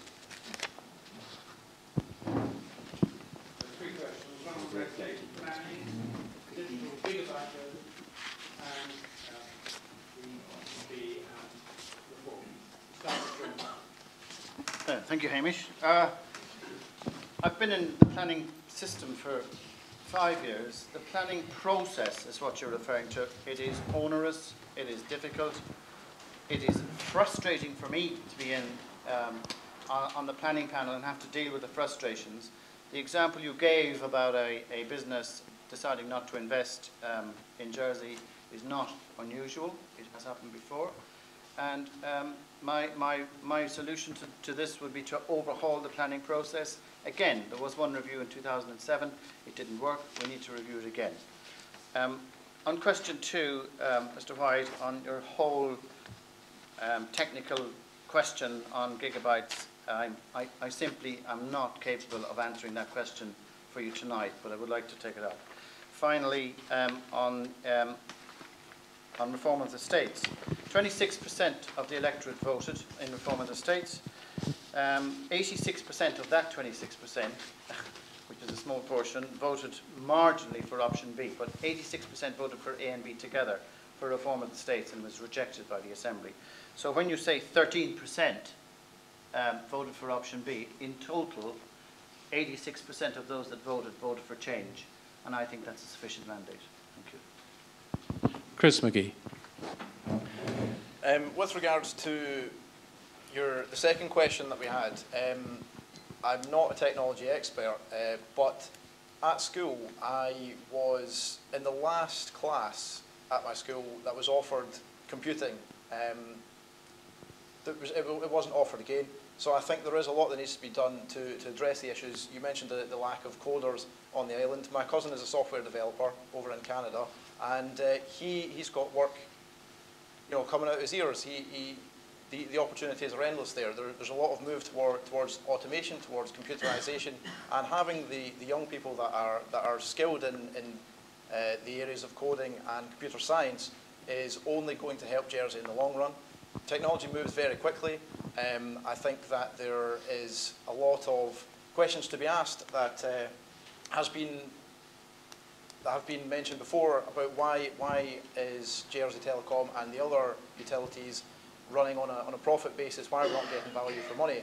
And despite that, I have heard lots of complaints from different people when I've been knocking on the doors that JT just simply isn't cutting it with regards to the service they provide. You mentioned that in the UK and other places they've got the same internet speeds for much cheaper. A lot of that is to do with the economy of scale, but as I said before, because they're sort of taking profit out of the system, that's obviously causing inefficiencies as well. Are planning regulations too onerous? I certainly think so. I always remember the case that was in the JEP about the guy who couldn't replace his windows despite the fact they'd fallen out. So yeah. Paul Routier. Thank you. I have to say it was a real great disappointment that regeneration of St Helier didn't go ahead. It was, I think, a real missed opportunity because not only, as you say, for the vocational training, for our staff, for people to be getting into the trades, it was something that would have been a great benefit to the island, and I do wish that the planning decisions, it's one of the things that I've studiously avoided for 21 years, is to be involved with the planning department, because I don't think I could have coped with making those decisions. But you're right, we do need to get our act together with regard to making those decisions. Jersey Gigabit, price and speed is what is required. I mean, there's no doubt about it that there is a demand out there for people who want to be able to do business in the island and off the island, and we need to get it right. And I hope that the competing organisations will get their act together, and hopefully with the I forgot what they call these, Jersey, not the consumer, the consumer, not the council. Anyhow, the organisation that oversees keeps an eye on them will hopefully be able to get them. SICRA. Thank you very much. With regard to the reform of our government, I was an initial supporter of Clothier, and it was cherry-picked. It was a disgrace that for me, I really wanted that to be brought in. But if there's an option to retain the senators, a vote for that, I would now support that. And I am voting for the constables to stay in the States. Guy de Faye. Well, I could give you a masterclass on planning regulations. I could be here for 3 hours minimum, but I'll tell you just one thing that you need to know. I was the only person on the planning committee that voted against the Radisson. I think that's enough said. In terms of the Constitution, we have a States Assembly full of politicians who don't understand constitutional law, don't understand democracy, don't understand the history of the Assembly they live in, and are they going to mess it up again? Almost certainly yes. But you can bank on me, I'll be one of the few there fighting for the island-wide vote, because I know that's what the public of the island want more than anything else. Now, as for, thank you, as for Gigabyte Jersey, look, when politicians are clutching at straws, it's let's get cruise liners in. Hey, we've got a new fulfillment industry. This is the new buzzword nonsense, Gigabyte Jersey. It's going to be fantastic. No, it isn't. It's going to be another disaster. And why? Because Jersey Telecom is still sitting on a fixed line monopoly of all the cables in this island, fibre optic including, ripping you off, messing up the billing, and there's two people responsible. Minister Maclean is on the competition regulators and has done nothing about the monopoly in his 6 years, and Treasury Minister Ozuf is on the Ruddy board, and he's the single shareholder. And what's he done about the monopoly? Nothing. These guys are costing you expensive phone calls, expensive data charges, also that he can put nice fact checks into his treasury down the back of his sofa. This has got to stop.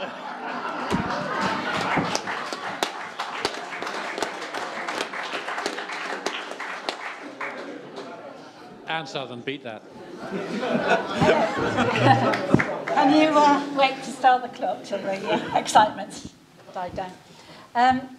Yes, I take your point that planning regulations can sometimes be expensive and cause the loss of business, but I think we have to be careful because if a building's there, we are rather stuck with it and we need to make sure we need it and that it's right. And Guy's rather taken the wind out of my sails by mentioning the Radisson, because I think that's an example of where planning permission was given too quickly. I've seen Radisson hotels in Edinburgh, I've seen Radisson hotels in Sharm el-Sheikh, even Manchester Airport is more attractive than the one we've got on this waterfront, and I really think that sometimes we've just got to make sure that the building we get is right for its position. I don't know much about IT, I'm a bit old, but I do think that digital Jersey is going to have problems in taking off. I don't think we're going to be Silicon Valley anytime soon. It's good that children in school are learning coding, but I think we will be behind other places that can offer more. 13% for option B. No, it wasn't enough. It was a badly designed referendum that offered too many complicated choices. This time, we're going to have a choice between should the senators be in the states, yes or no. The question actually should be, should the constables have an automatic right to be in the states, yes or no, which would make things a little bit clearer. Claudia says one type of states member. You tell me a way that you can elect Thank you, 49 senators. Yeah, without political parties. Lyndon Farnham. Peter, yes, planning, they've made some odd decisions. There are some decisions, they need to be more proactive. There are some decisions, important decisions that they've sat on or declined, and some very controversial ones, like the recent ones in Helier, that looked like they were going to pass in record time. I'm not sure what's going on, but they need to be more proactive, especially when we're having difficult economic times. Gigabit, come on, JT, we want this to succeed. We're all behind you, but you've got to do better. I'll leave it at that. Yes, option B, that was probably one of the hardest votes I had to make, which was voting against the result of the referendum. Many of you will know that I led the campaign to keep the senator. I thought it was nothing short of a disgrace that the states, well, here we are, we're voting for 8. They've removed 4 senators, gone without getting an opinion or your authority to do it. And we must stop that. One member on the platform said to me not long ago, the office of senator is dead in the water. Well, I think I can speak for the 18 of us here tonight that rumours of our demise have been greatly exaggerated. And thank goodness we are here, because we are the only people in this parish that you could vote for in these elections, and I hope you use your vote. And as long as I'm in the States, I will continue to fight for the Isle of Wight mandate. Thank you. Philip Bailhache. A planning process needs to be sensible, and I'm not sure that it always is sensible. Obviously, when we want to put a small extension on our house, we want planning permission to be given within days. If we see a hideous housing development which has gone up, we complain that it oughtn't to be there at all. Planning officers, I think, ought to be given a little bit more discretion.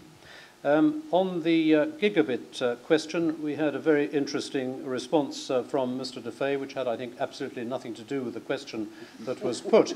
But as it's a little bit too technical for me, I'm afraid I'm going to pass as well. The third question on the referendum.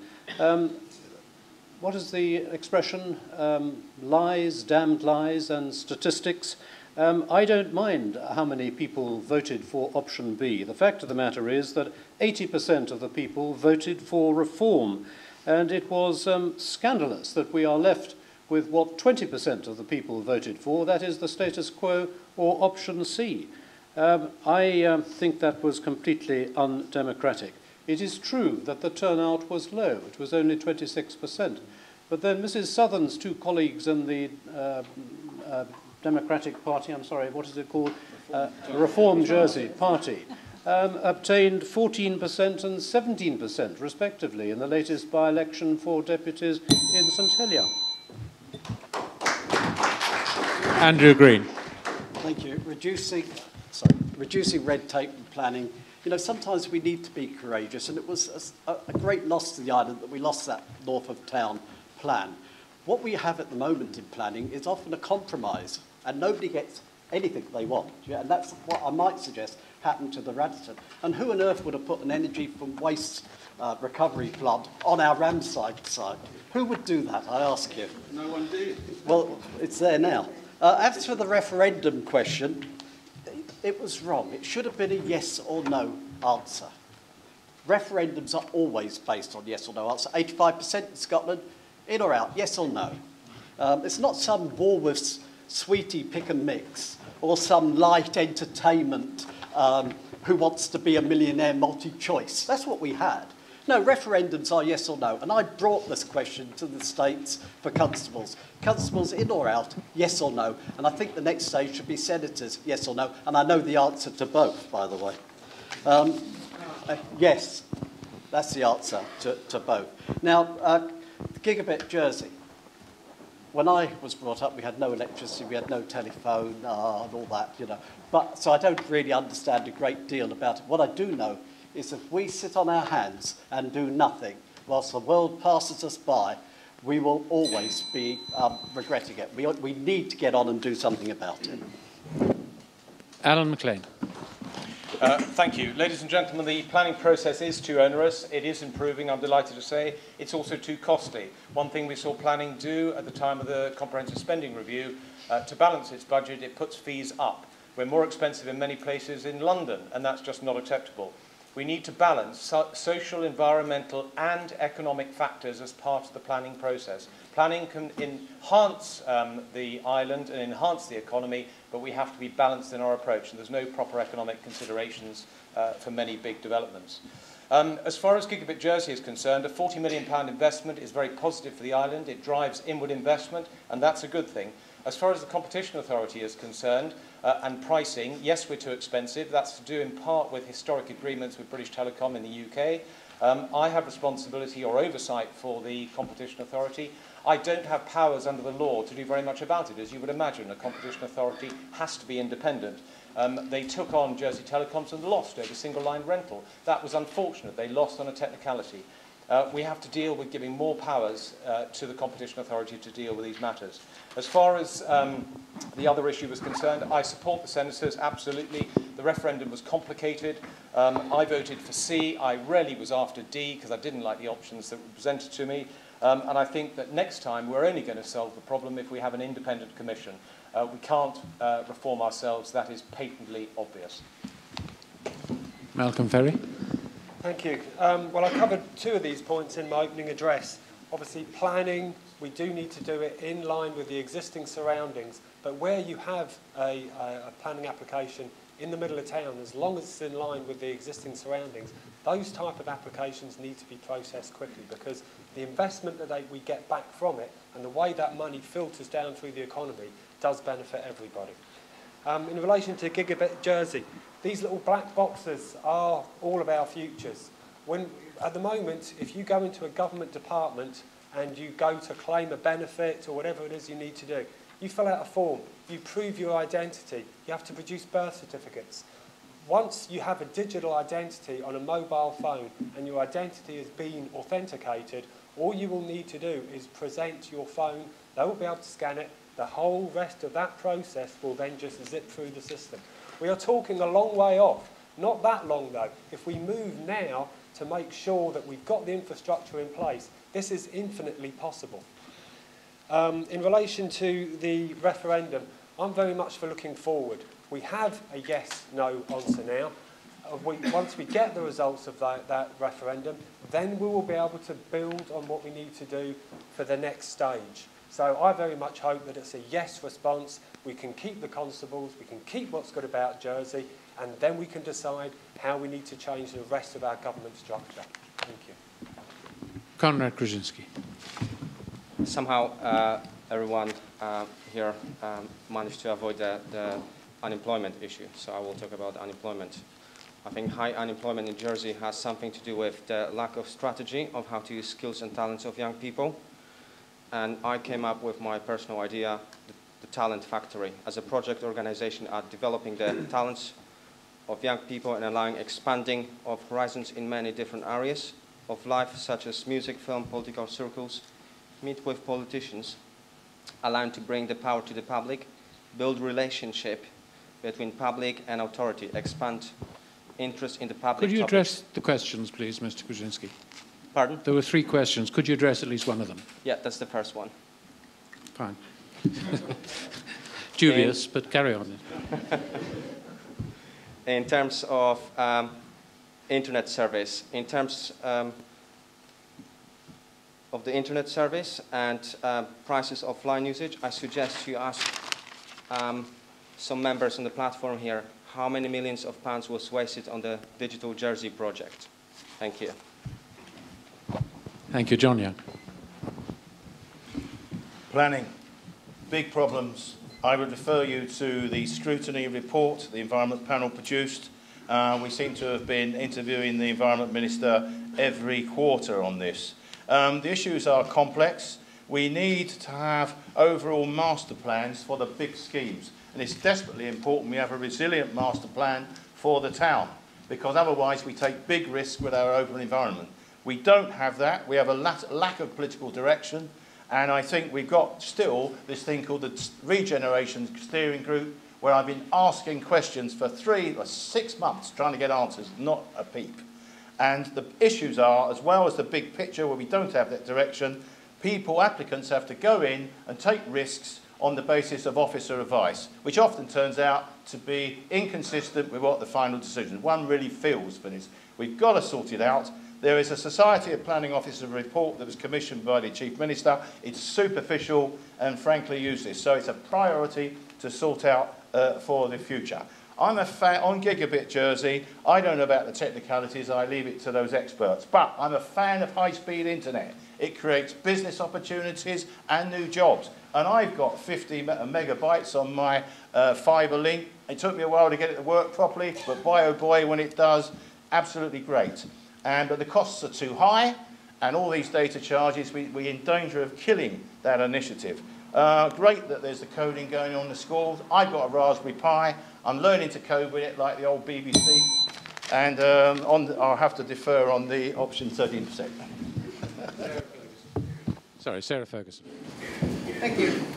Yes, I helped, in fact, on planning, I helped to put a requirement to have a proper plan for St Brellards into the island plan. I live next door to Zanzibar, so you will understand I do have strong views about planning.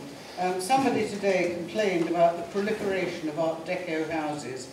I know planning is difficult, but I think they often forget the public.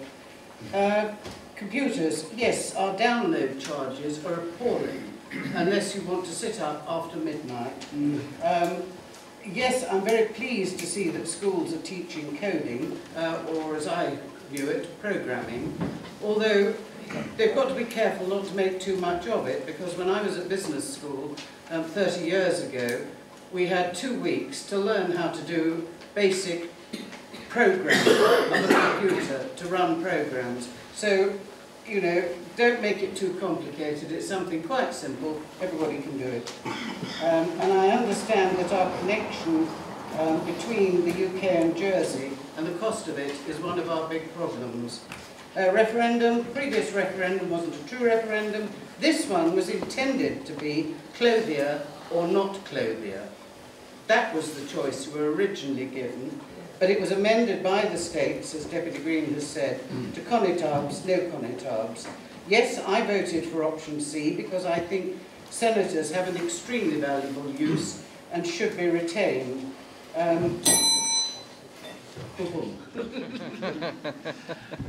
Geoff Habin.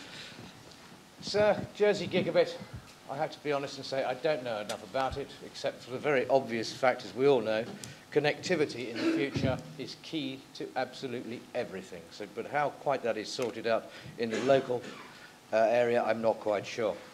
Planning, actually, the question was, did we agree that somebody should sell properties locally, sell up their properties locally and then invest outside the UK? Was planning partly responsible for that? That's a commercial decision of the company concerned. Planning, as we all know, is extremely long-winded, expensive, and the number of times that you hear stories, people going in 3 or 4 times on advice of officers and still not getting anywhere. And I'm also minded that they listed the airport 2 days after there was a report from Airports and Tourism that they needed to knock it down to make room for bigger aeroplanes. Nonsense. Option B, yes. There's a large amount of apathy in Middle Jersey on voting anyway, but that was a complete loss of faith and trust in the Assembly. We ignored the question on the 15th of October, or should I say the Assembly does, whoever you put there, at their absolute peril, because they really need to start rebuilding your trust.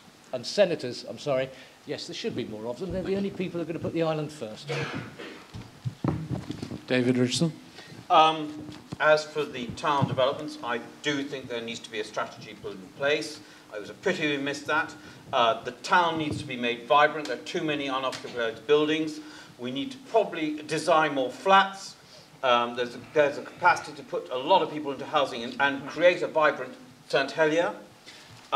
As for Gigabyte Jersey, well done, Jersey Telecom. We did it. We actually got it in.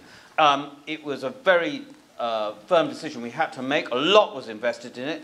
I've now got the internet. Thank you, Jersey Telecom. It may be expensive, and the Competition Authority obviously needs to be strengthened so that we can reduce that. As for the referendum, I believe the only course of action, or the real course of action, which you, the voter, would require, is a further independent commission, and they tell us how to vote, then we vote and we decide upon it. No more states' intervention. Thank you. And Zoe Cameron.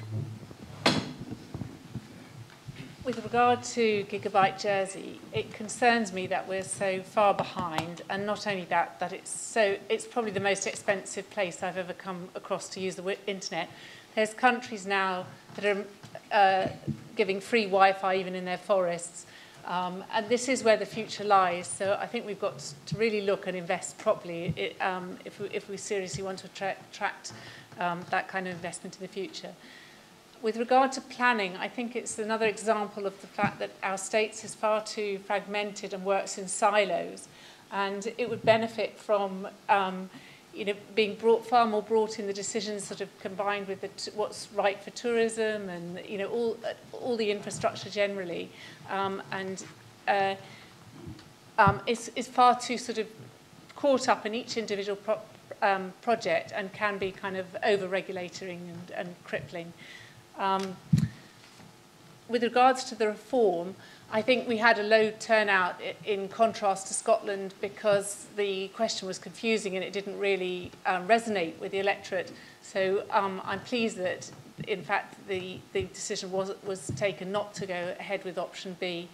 I'm definitely for the... Personally, I think I favour a senatorial island-wide mandate for anyone who's seeking ministerial government, so that everybody, because their decisions are going to affect the whole island. Thank you. Philip Joseph. I'll use my iPad to answer the first question. Just to answer that issue, there is an issue of the upload speed. You're absolutely right. But just to deal with Guy de Faye's theatrics, I'm not on the board. I discharged the functions of, on behalf of you, the taxpayer. It was actually a Deputy Gorst and myself that blocked the sale of Jersey Telecom. Manx Telecom was recently sold by their Spanish owners to a private equity entity, and that puts your Jersey Telecom, which you own as taxpayers, at a valuation of £250 million.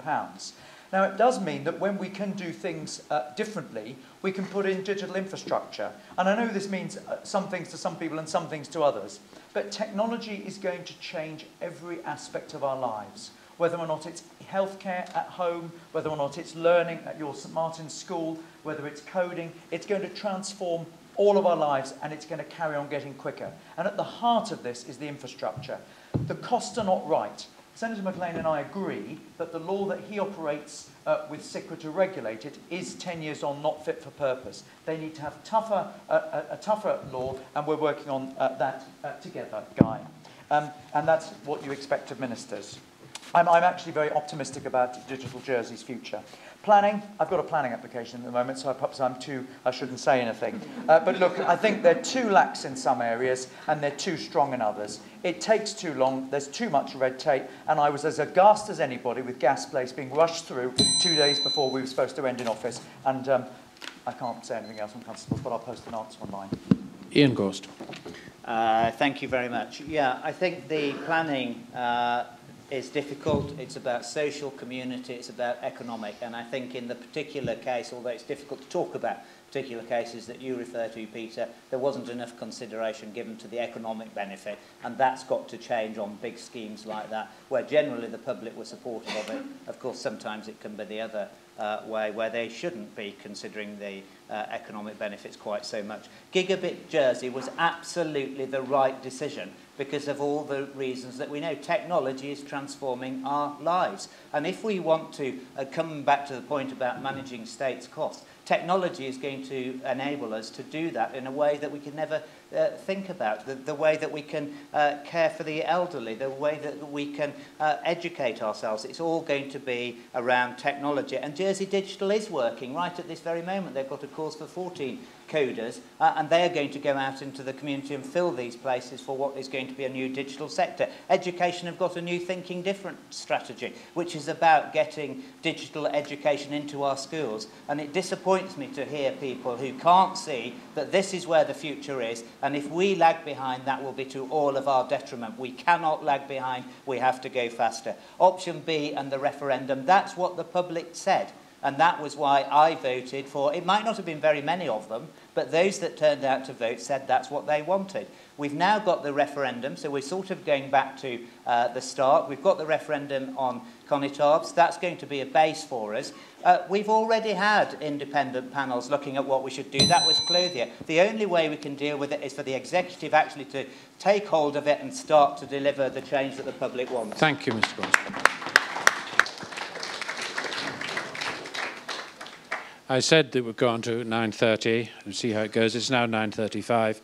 I think the time has come to wrap this up. Thanks to the 18 candidates. Next time you see those 18 names on the list will be on October the 15th in the polling booth here. It's open from 8 in the morning to 8 at night. No excuse not to turn up. I know St Martin has a high turnout history, so look forward then to seeing you, some of you at least, if you're voting at the same time as me on October the 15th here. My thanks particularly to all the candidates. And how you